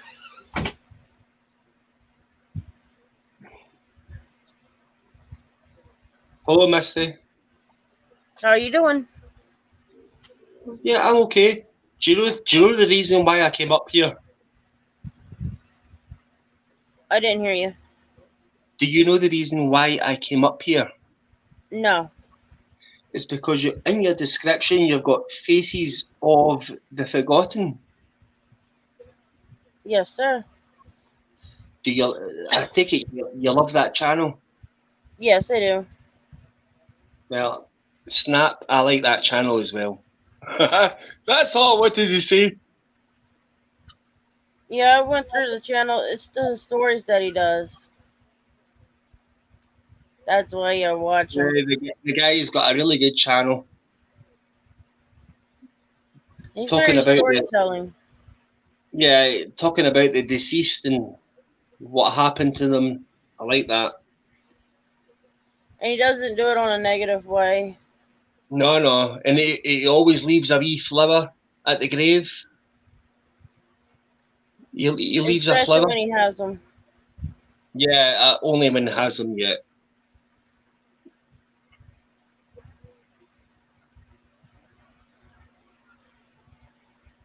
I could be. Which one are you talking about? Pardon? Oh, okay, I could be. All It right. said Tammy lied to Lou.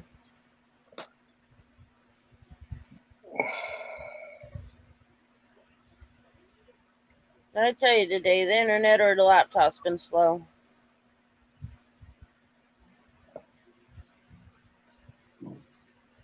Usually I have a good day on it, but not always. I just came on, Misty, to tell you that I'm subbed to the same channel, Faces of the Forgotten. I find it interesting.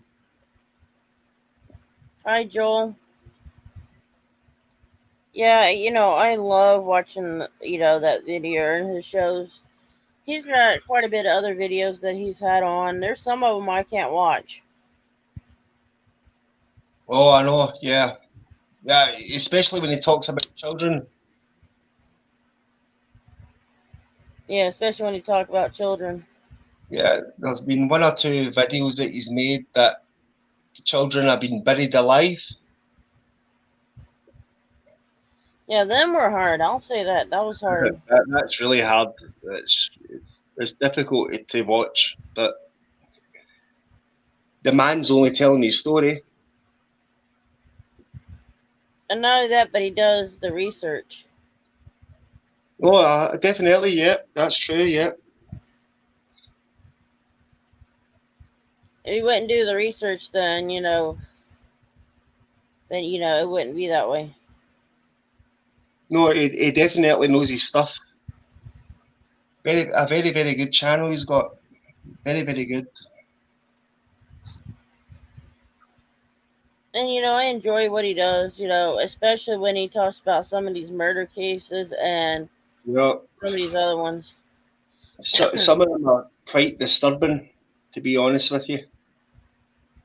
They're quite disturbing.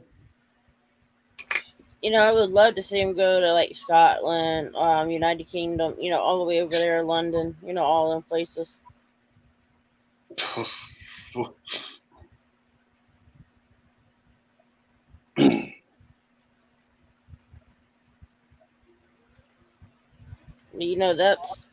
That's just what they do. He does a lot of good shows, and the ones that are also very hard is the animals, when they had animals that's been hurt, like the circus one. Yeah.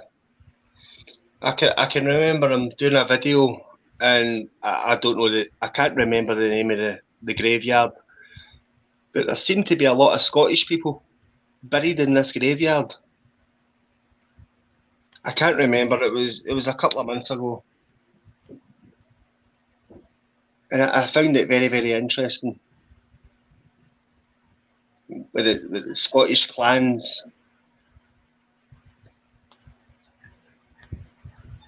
Yeah, there's a lot of stories from over that way that I've heard of, but not all of them. He was talking about the Scottish people bought this land in this graveyard for only Scottish people only to be buried in this section of land. Well, so you wouldn't have seen the amount of people that came onto his chat. Loads of people from Scotland came on. One of those that I've heard, I can't remember exactly, but it was a murder case that was actually solved years later. It was supposed to be of a pregnant woman, I believe. But I'm not sure. Well, he's got that many videos. They're all good. The guy knows his stuff. He does his research, as you said.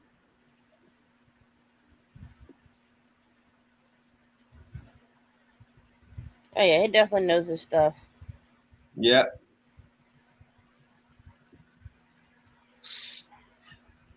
No, that's the good thing about him. Like he doesn't do stories that are just not don't have the facts, or he does actual research.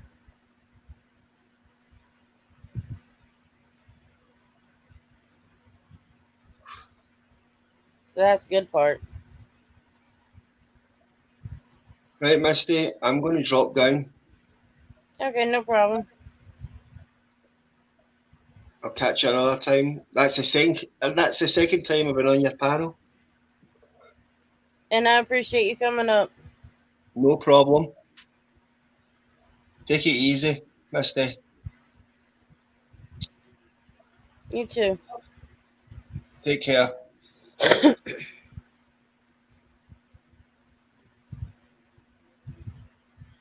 Yeah, the internet's a little slow today, so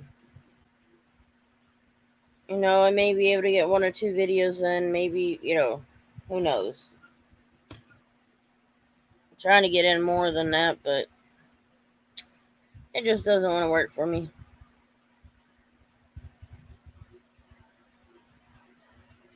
If I could do it on the phone, I would, but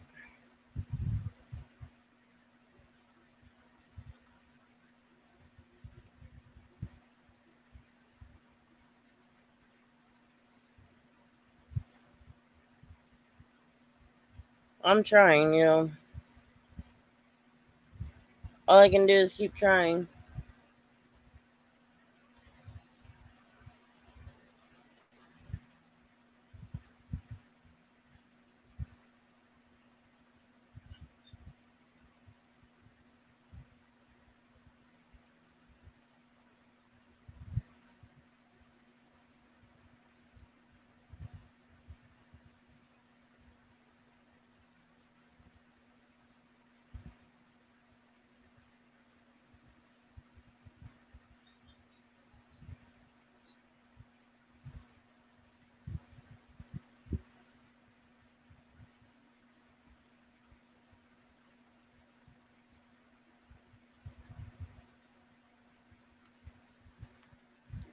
I'm working on it, guys. Still working on it.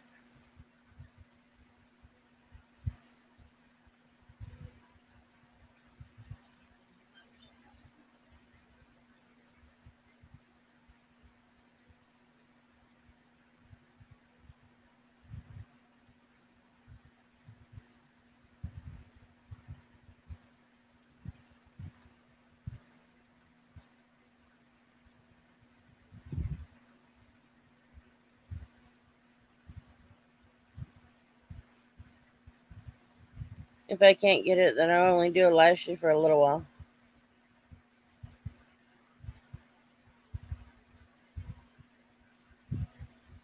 There's Lulu.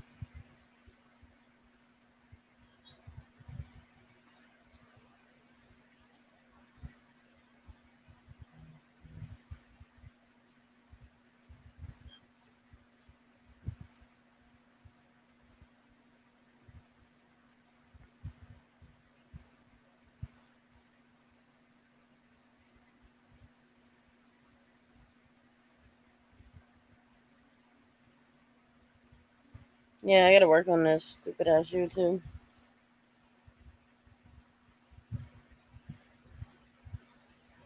Probably have to reboot my system. But I don't want to lose my StreamYards.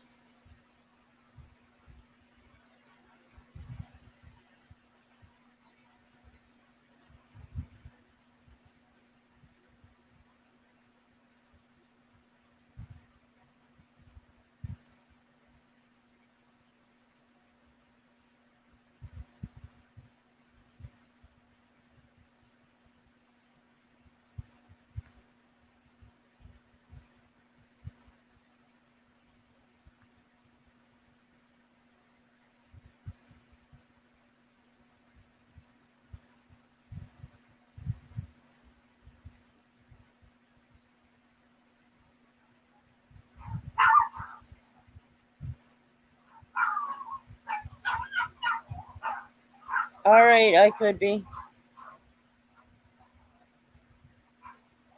Guys, I'm sorry the dog's going off. That's what they do. Eventually they'll shut up. Maybe.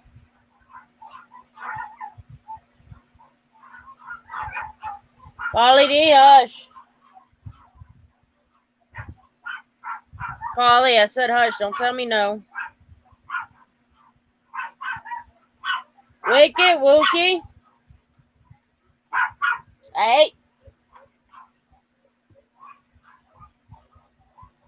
They hear Grammy's home, so that's why they're going off.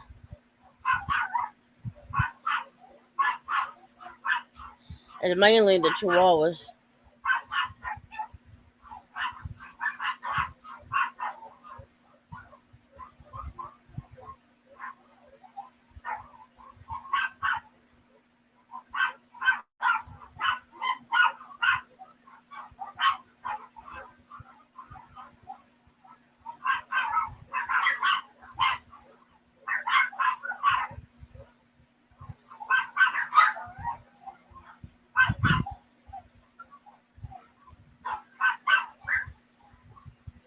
They'll get quiet once Grammy gets in the house.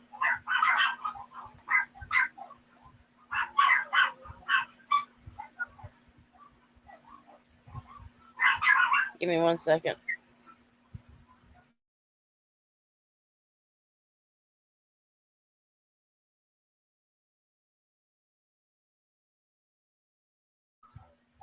It don't do me any good to tell them to get quiet.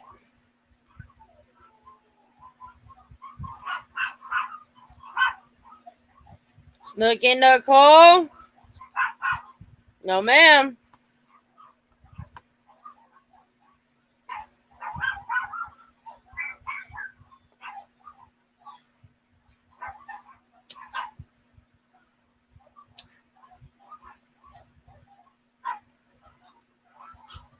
Okay. Let's see if I can get to the video.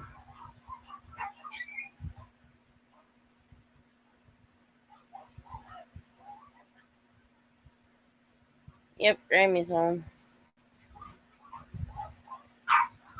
Precious.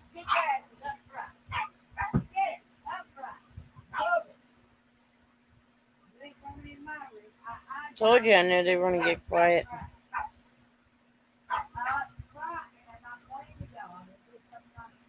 Not this one.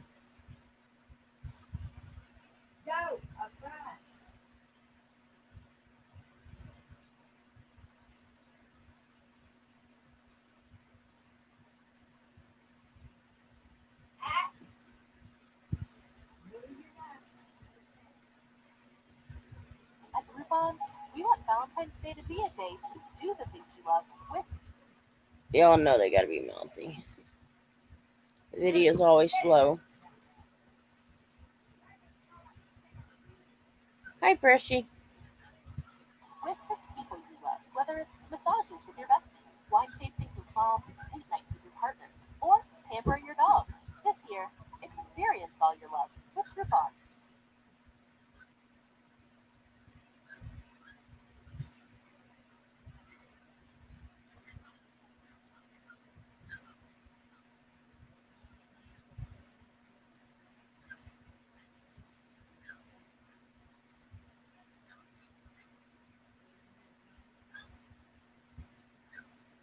Yeah, I'm still trying to get her loaded up.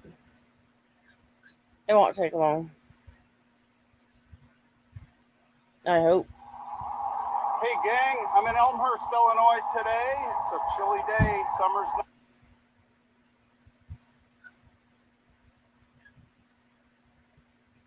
not here yet.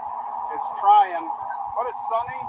We're right by the highway, so it's going to be a little noisy. But I wanted to pay respects to an officer, a police officer who was killed in the line of duty in the early part of the 20th century, and his name was Harry Majors.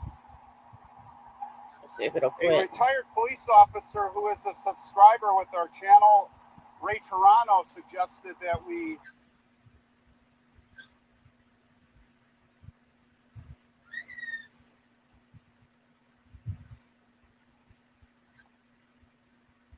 Now let's see if it'll work.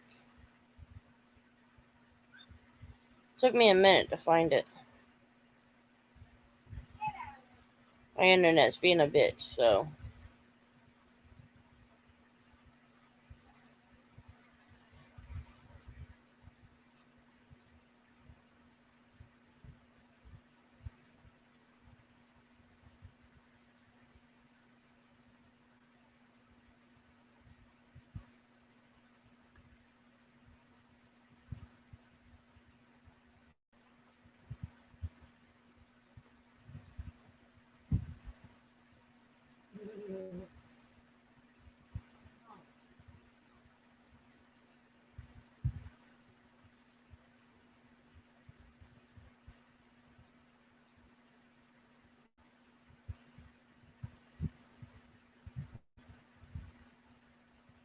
Y'all can tell the internet's working slow. Hey, Salty.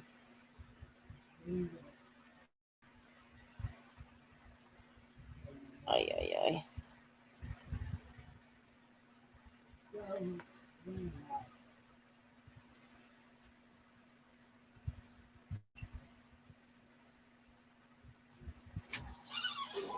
I'm at the St. Henry Cemetery at the church.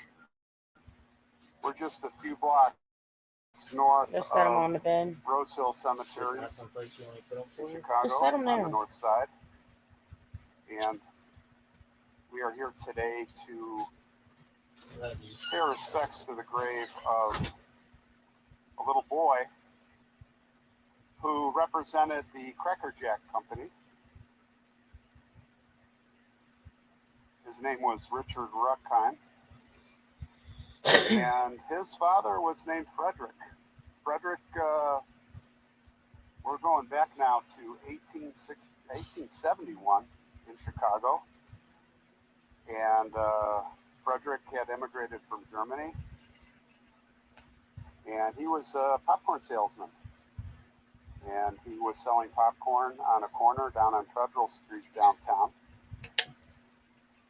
And back in 1871, he actually bought his partner out.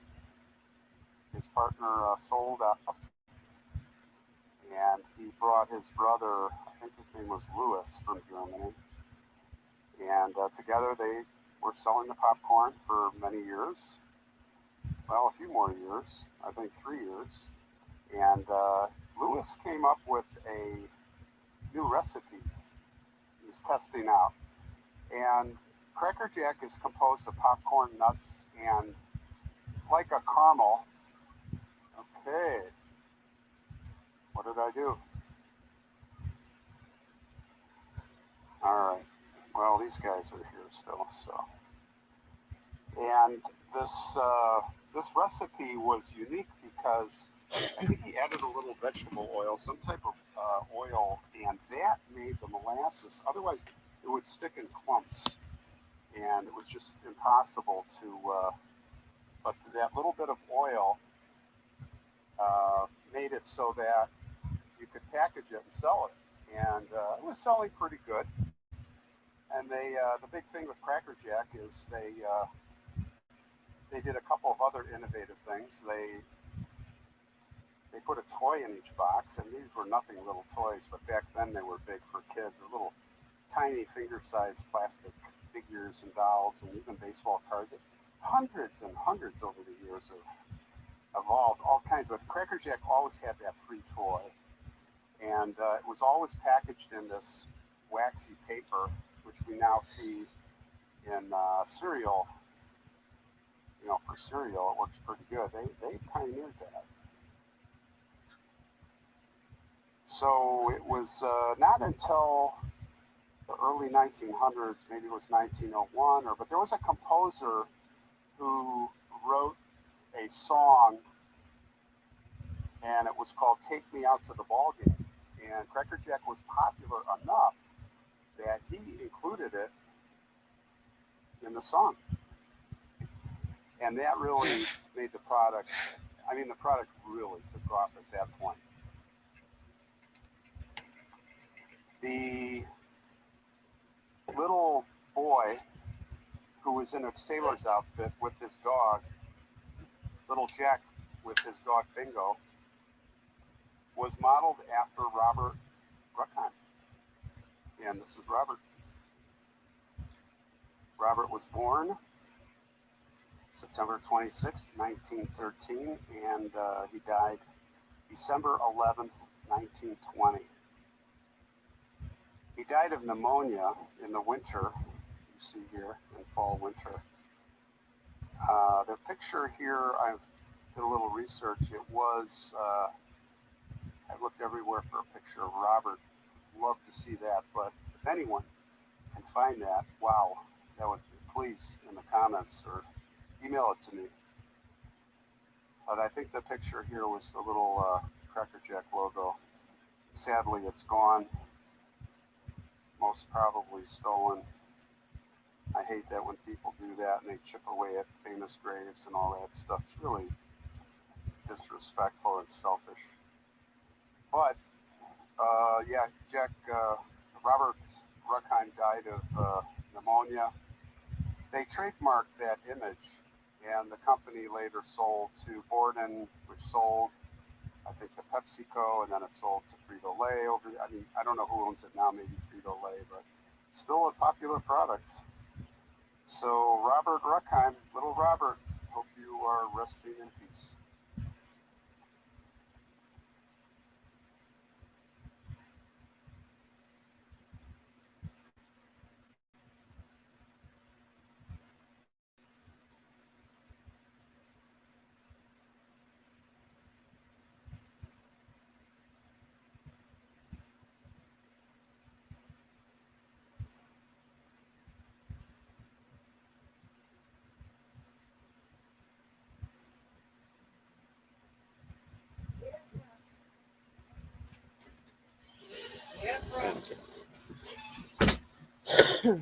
Thank you. Oh, did he bring yours in? Yeah, they're right over there. Oh, okay. This is your mail and your medicine. Okay, thank you. And running letters, I think it's got a phone in it.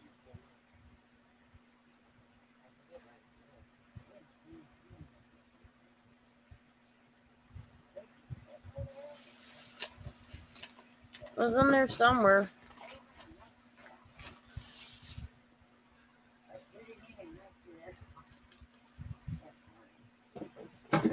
All right, now come on. Both of you gonna fall down and go out. Of course they will.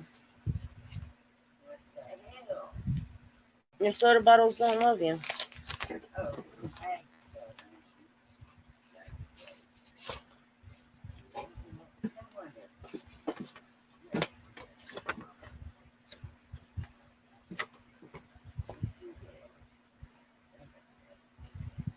Come on, sir. Let's stand up.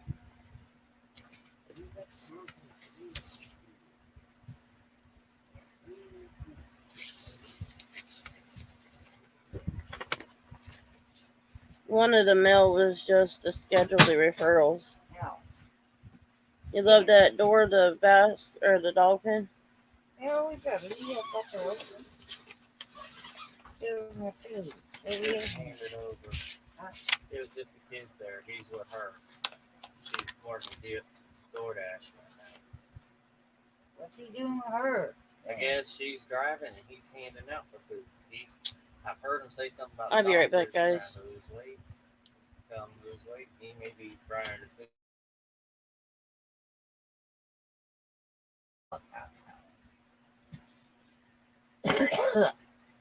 Well, his kids have made him get out in the yard and play with them. So you handed the oldest boy. No, it was one of the young ones came door, so I brought him back here. Dad always had us only hand them to the parents unless there's a child over 18. Yeah, because I think is his dad in the hospital. Oh no, but Jessica's calling me. Hello? Give me 1 second, hon. Hey, Jessica.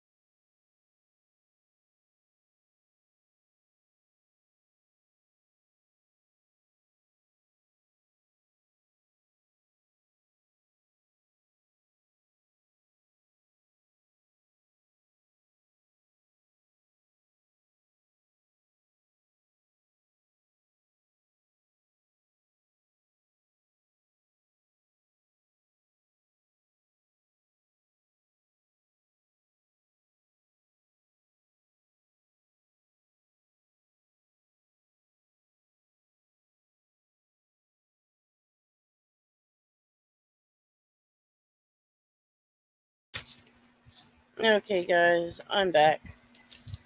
I was stupid and sure it's just on a card that I don't even use. Love you too, 01.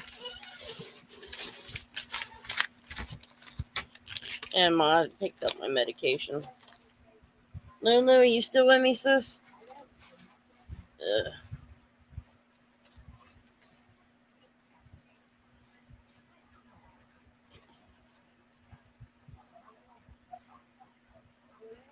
Right, Sissy Lou? Dang, these brats are being brats. Hell, I thought Polly was being a brat.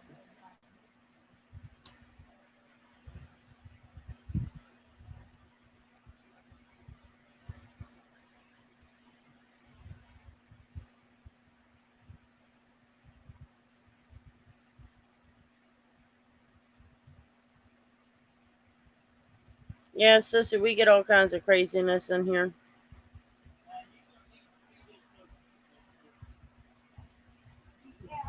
Hi, Brushy. Mama's, not her smallest one, but next to the smallest one is in here.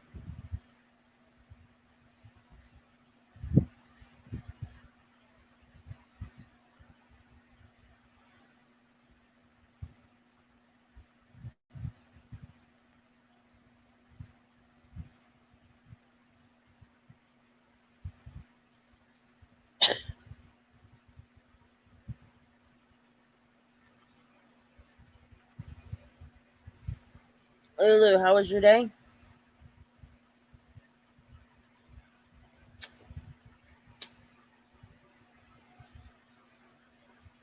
I hope y'all don't hear the fan going.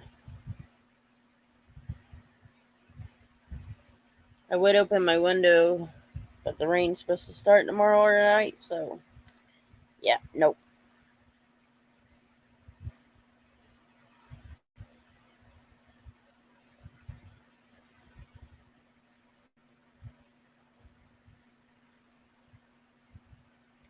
Yeah, YouTube and my laptop's being slow. It's my internet. But you already knew that.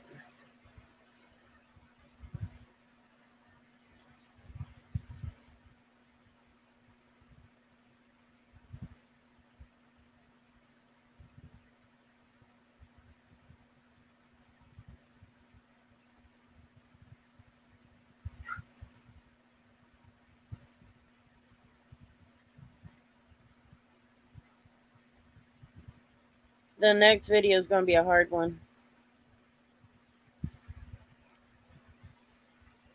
So, fair warn you, Sissy Lou.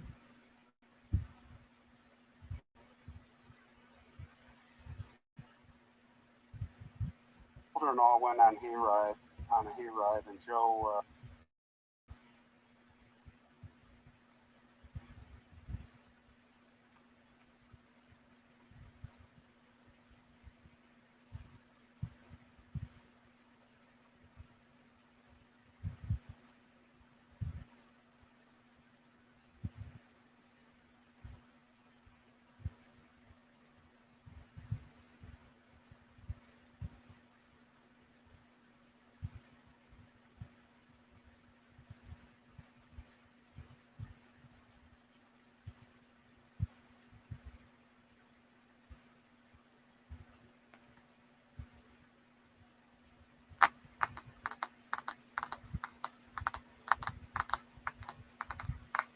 Yeah, this thing's being slow. Here we go. Today is sunny day. We are in Northbrook, Illinois, and we are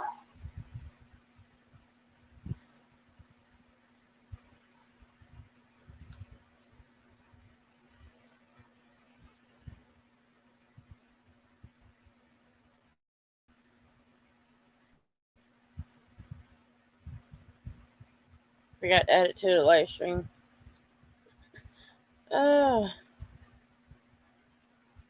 love it.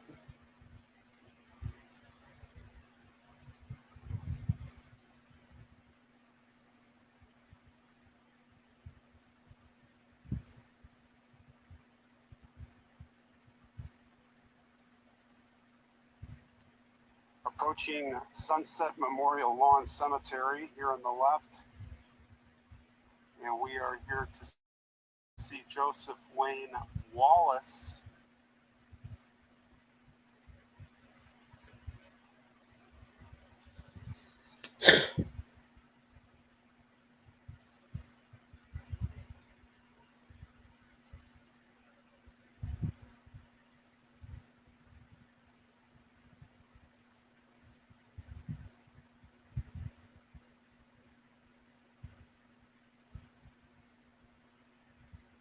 A little boy, 3 years old, who was viciously killed by his mother. And we're in.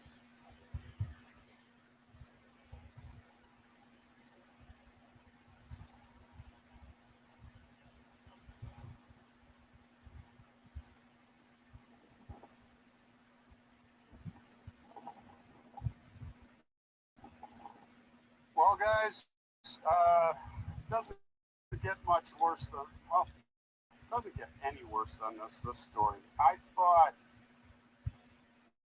when I did that story on AJ Fine, the little boy that was killed from Crystal Lake by his parents, that was the worst. But you know what?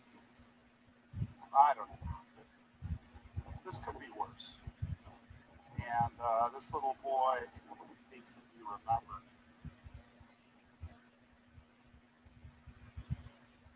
Joseph Jomo Wallace.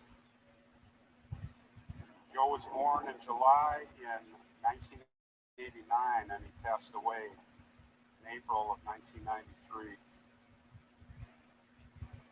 I will, as we walk towards his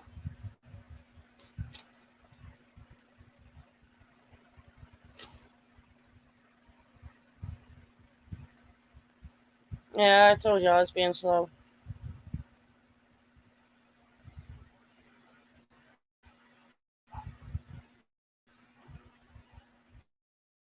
Share with you some of the details of what happened. The mother's name was Amanda Wallace, and she was cursed sadly, from the beginning of her life. Her mother was having problems with her at right from when she was very little. That is Amanda, and she was inflicting harm to others. She was inflicting harm to herself. A big thing she was doing a lot was starting fires. She almost burned the house down. Her mom said, why did you do that? And she just had no answer. She was suicidal, and at 18, she had already then spent many years in foster care and then with the state. Of course, her mother had given her up, and so she had a lot of resentment for her mother because of that.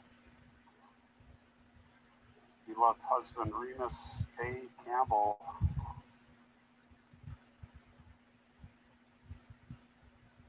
passed away in 2017. I see a lot of faces here. Oh my gosh, it's all faces of beautiful people.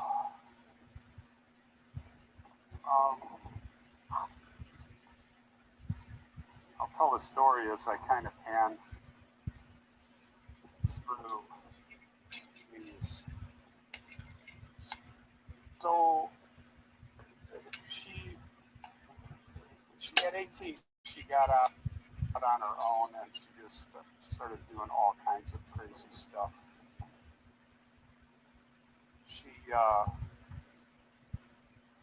One thing she did a lot was smash windows. She smashed store windows just to get put in jail.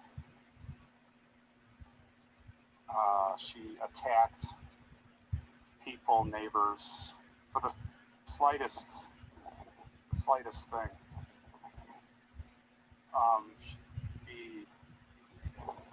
There was a nurse. She was in the hospital. She kind of yelled at to get her something, and the woman just shrugged her shoulders. The nurse just turned away. And that was the wrong thing to do for a very strong, young, 250-pound woman that Amanda was. So Amanda just jumped out of the bed, tackled her, beat the crap out of her, and broke her elbow, among other things. So it just bad stuff. And this is a woman that should have never had a child.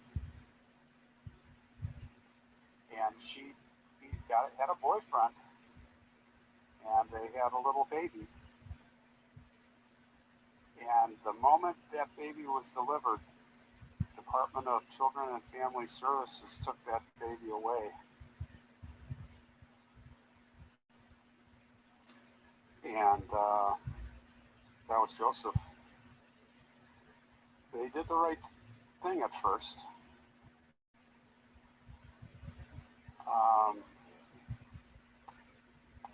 But what happened was Amanda ended up conning DCFS by saying that my life's changed. My future of my life is all about my little boy, and all of these lies. It was said by one of the doctors. She was very cunning and manipulative. She wasn't crazy.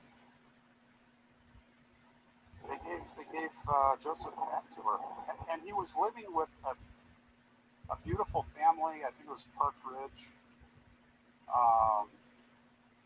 and they were taking care of him. He was going to school. All the students loved him, and I will talk about that a little bit when we find his grave. And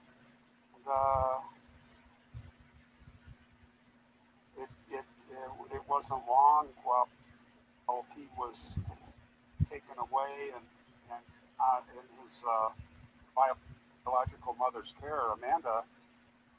It was one day a week after Easter, beautiful spring day. She brought him in a room. She told him to stand on a chair,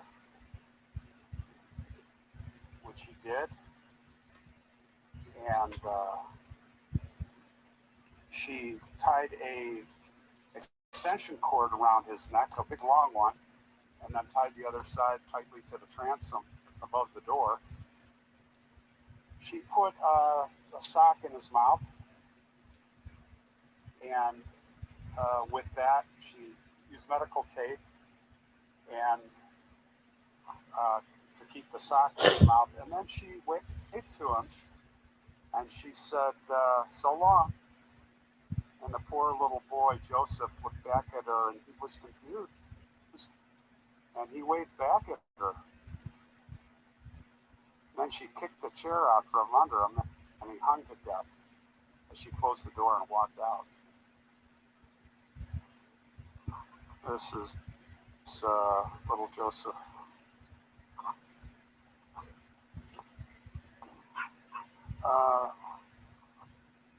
I can see his name here.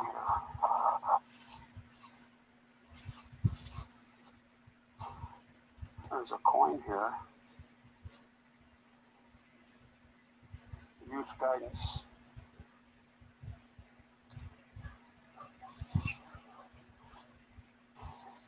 Oh, look at that.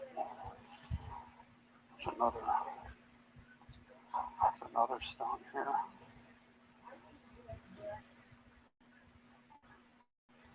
It's a beautiful stone. I'm sure the foster parents. So we had a neighbor who did this, watched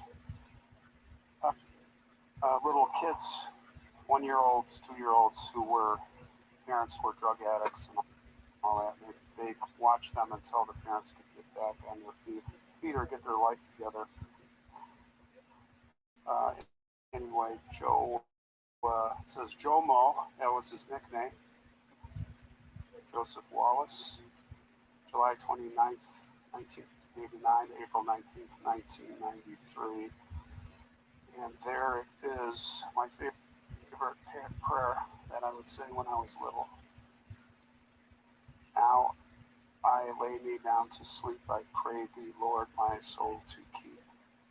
Oh, it breaks my heart to read that. This little boy, this poor little boy, he sure didn't deserve that. It's too bad that DCFS just blew it. And what happened was Joseph was and is the symbol for huge reforms and changes to not only just the Department of Children and Family Services, Illinois, but also the whole welfare system, which, she was living off the money, and that was incentive to do nothing but go down the tubes. I guess that's how they looked at it. I'm going to, I rarely do this. I like to tell stories, but this is so impactful. There was a Bob Greene column, and I am going to going to read a little bit about Joseph. So one of the kids, or the teacher, he was talking to one of the teachers at the Montessori school up here when he was under foster care. The kids loved him. She said, we were on a field trip and we all went to this farm. Give me a minute, hon. It was October 30th. Okay. I remember Joe was so excited to go. I don't think he had ever seen a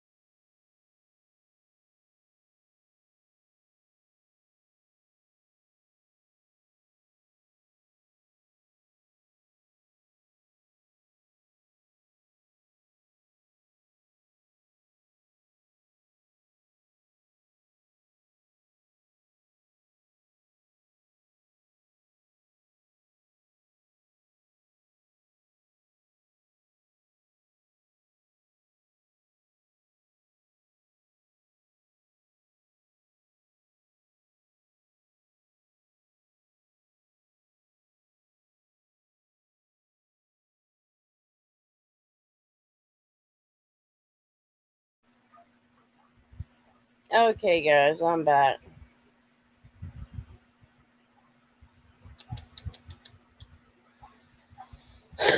But yeah, Lulu, that woman was evil.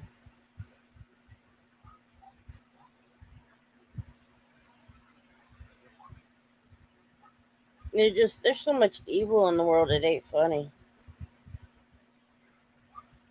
It's like some of these parents killing their kids. Like, if you're having that much of an issue, go to somewhere else. Like, give them up, put them up for adoption or something like that. Yeah, your kid may not understand right away when they get back to when they want to try to search for you in the future, but it's easier to explain it.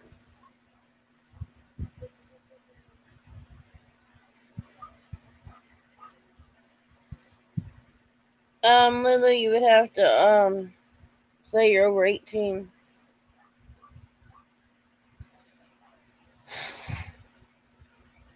But I'd have to watch it in a little bit.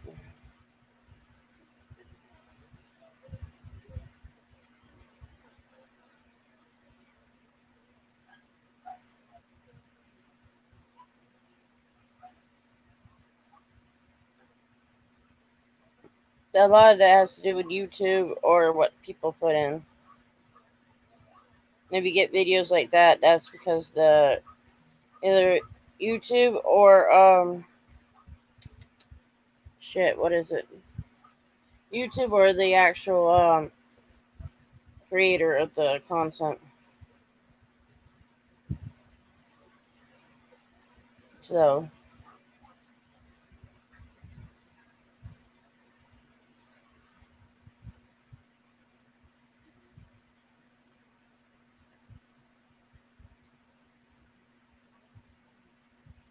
that's usually the case on that one. But yeah, since you live, I'm gonna go ahead and end this live stream for a little while. Well, for right now, I am.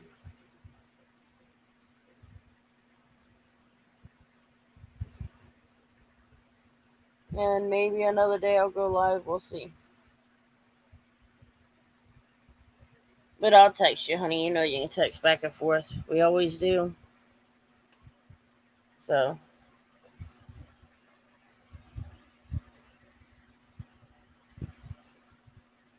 we'll go through that.